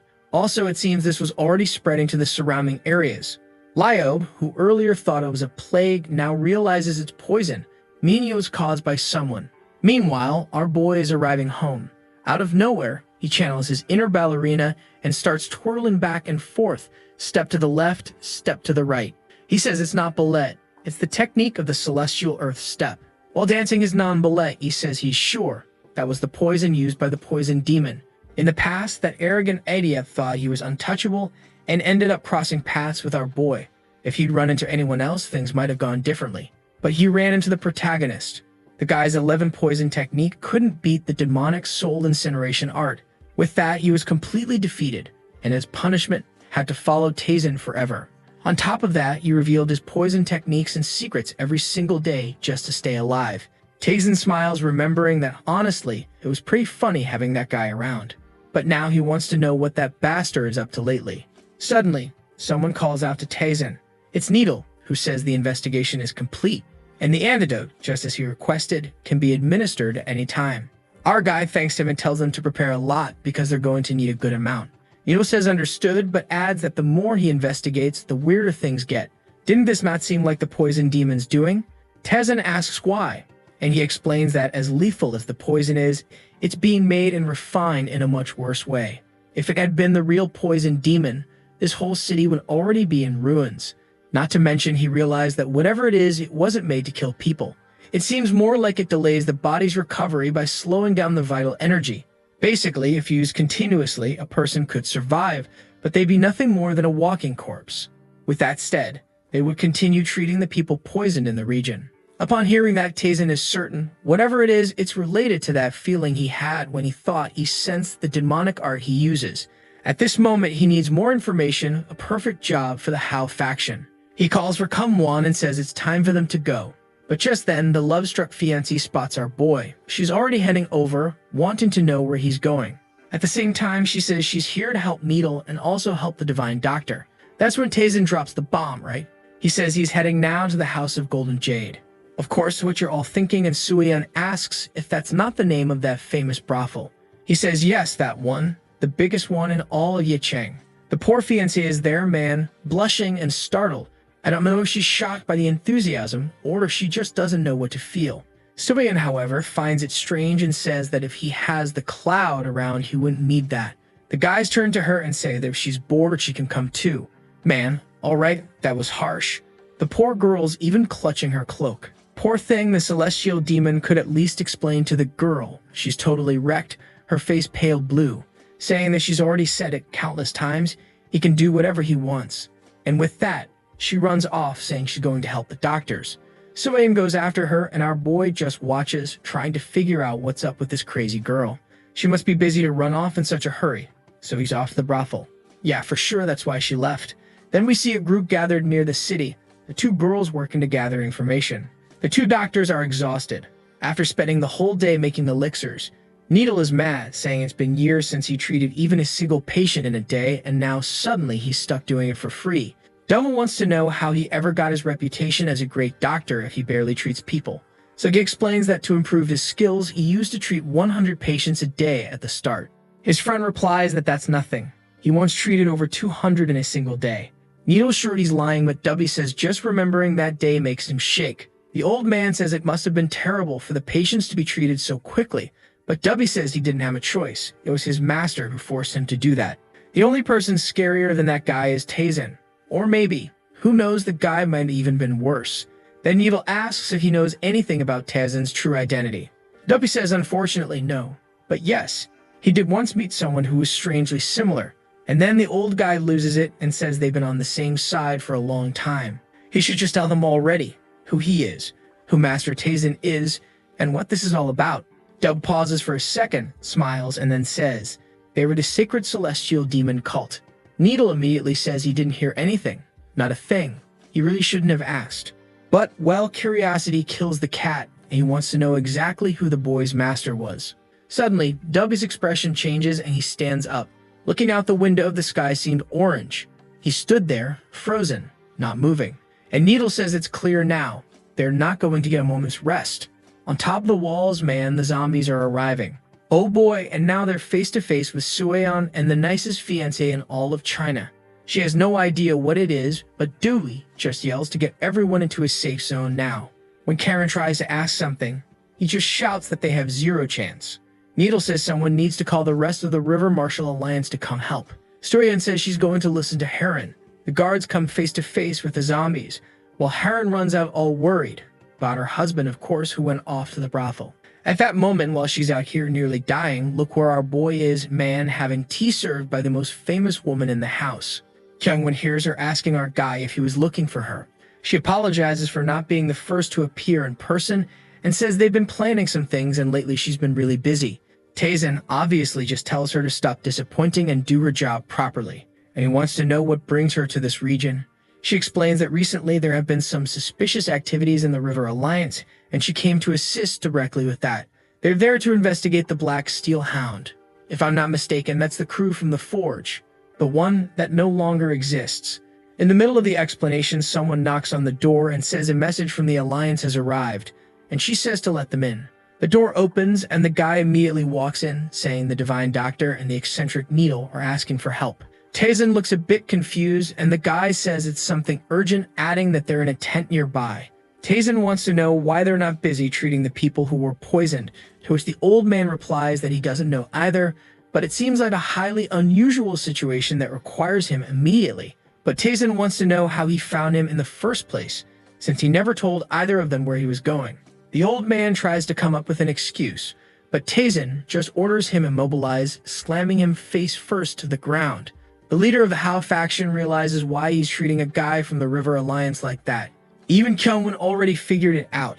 He explains that neither Neil nor the Divine Doctor would ever seek out Tazen, since they value their lives. And the protagonist tells her to properly investigate the River Alliance personnel and to take this guy with her, because he's a spy. She's sure there's some kind of trap waiting for him. But our boy simply says, whatever it is, it's inevitable. He calls Kyungwon over and says now they're going to look for those two. Man, outside is swarming with the zombies, dear God. At least while a bunch are showing up, none of them have attacked yet. Ah, that's right, they're waiting for that guy to ring the bell. The doctors are there, not really sure what they're supposed to do.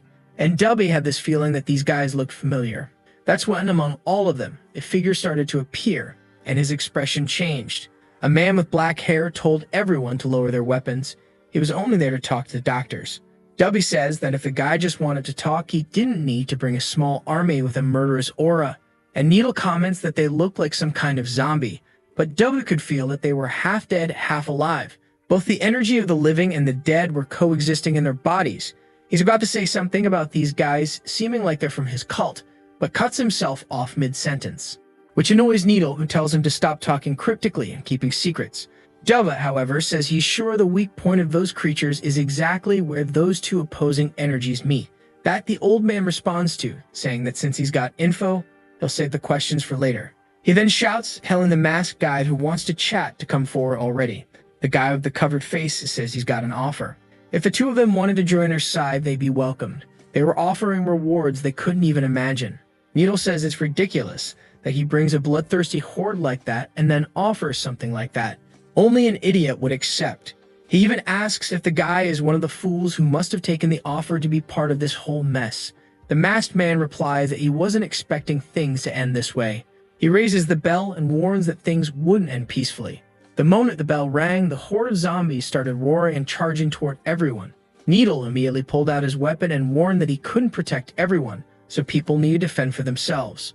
At the first movement, a ton of needles were flying and dropping zombies to the ground stone cold. But then more just kept coming. The poor extra characters, well, you know how it goes. They slashed the creatures, but nothing happened. Just got devoured. And of course, the rest of the group is freaked out because it looked like those creatures didn't feel pain. Needle kept mowing down more of them, but tells Dove that at this rate, everyone there is going to die. He's fighting in his martial arts poses, though it's still not clear if the guy even has real power. And what's this now, man? He turned into a machine gun, seriously. He's launching like 20 needles per second. Dove, on the other hand, is freaked out. It doesn't seem like there's any end to these creatures. If only Tazen or Kyungwon were there, they'd have a chance. Right as he's thinking that some were coming right up behind him, about to grab him by the head. Man, I thought someone would save him right at that moment, but nope, the zombie slammed him to the ground and blood splattered. But of course, the blood spurted because someone cut off the zombie's head. Oh snap, I thought it was our protagonist, but nope, it's the perfect wife. Dub is all shaky, just mutters a thank you. Then Sueon shows up asking if they're okay, and they explain that most people were already being evacuated. What they don't understand is what exactly those things are. They didn't seem human. Dubby says he's not sure, but they were kind of like zombies that are still half alive, and clearly, it seems like he and Needle are the ones being targeted. Sueon asks for more details, but he says there's no time. All she needs to know is to kill them, either cut off the head or break the energy flow. But some zombies show up and the two burros get ready. As they charge, Dubby yells that they should aim for the middle of the belly. Sueon is keeping an eye on Hera and thinking that until now, she's always been the one protecting her. But today, man, it was her turn to protect her lady. Ah, go for it, girl, since our boy would never be that romantic. Zombies are taking needle shots, but man, Needle is, well, running out of needles. And worse than that, he's getting worn out. That's because to land those precise, technique-filled hits, he's been using his internal energy, and now, yeah, it's gone. Dubby says he still has one card left to escape, but the problem is, well, it's kind of a gamble. Needle says he's not leaving this place alone. Poor Dubby says he, the protagonist, will stay until the end. Little does he know, he's not the protagonist of this story. But still, he pulls something out from under his cloak and tells him to go find Master Tazen. Then he shouts for the bastards and throws something on the ground. It bursts into red smoke. The gas that rises makes the zombies start coughing up blood.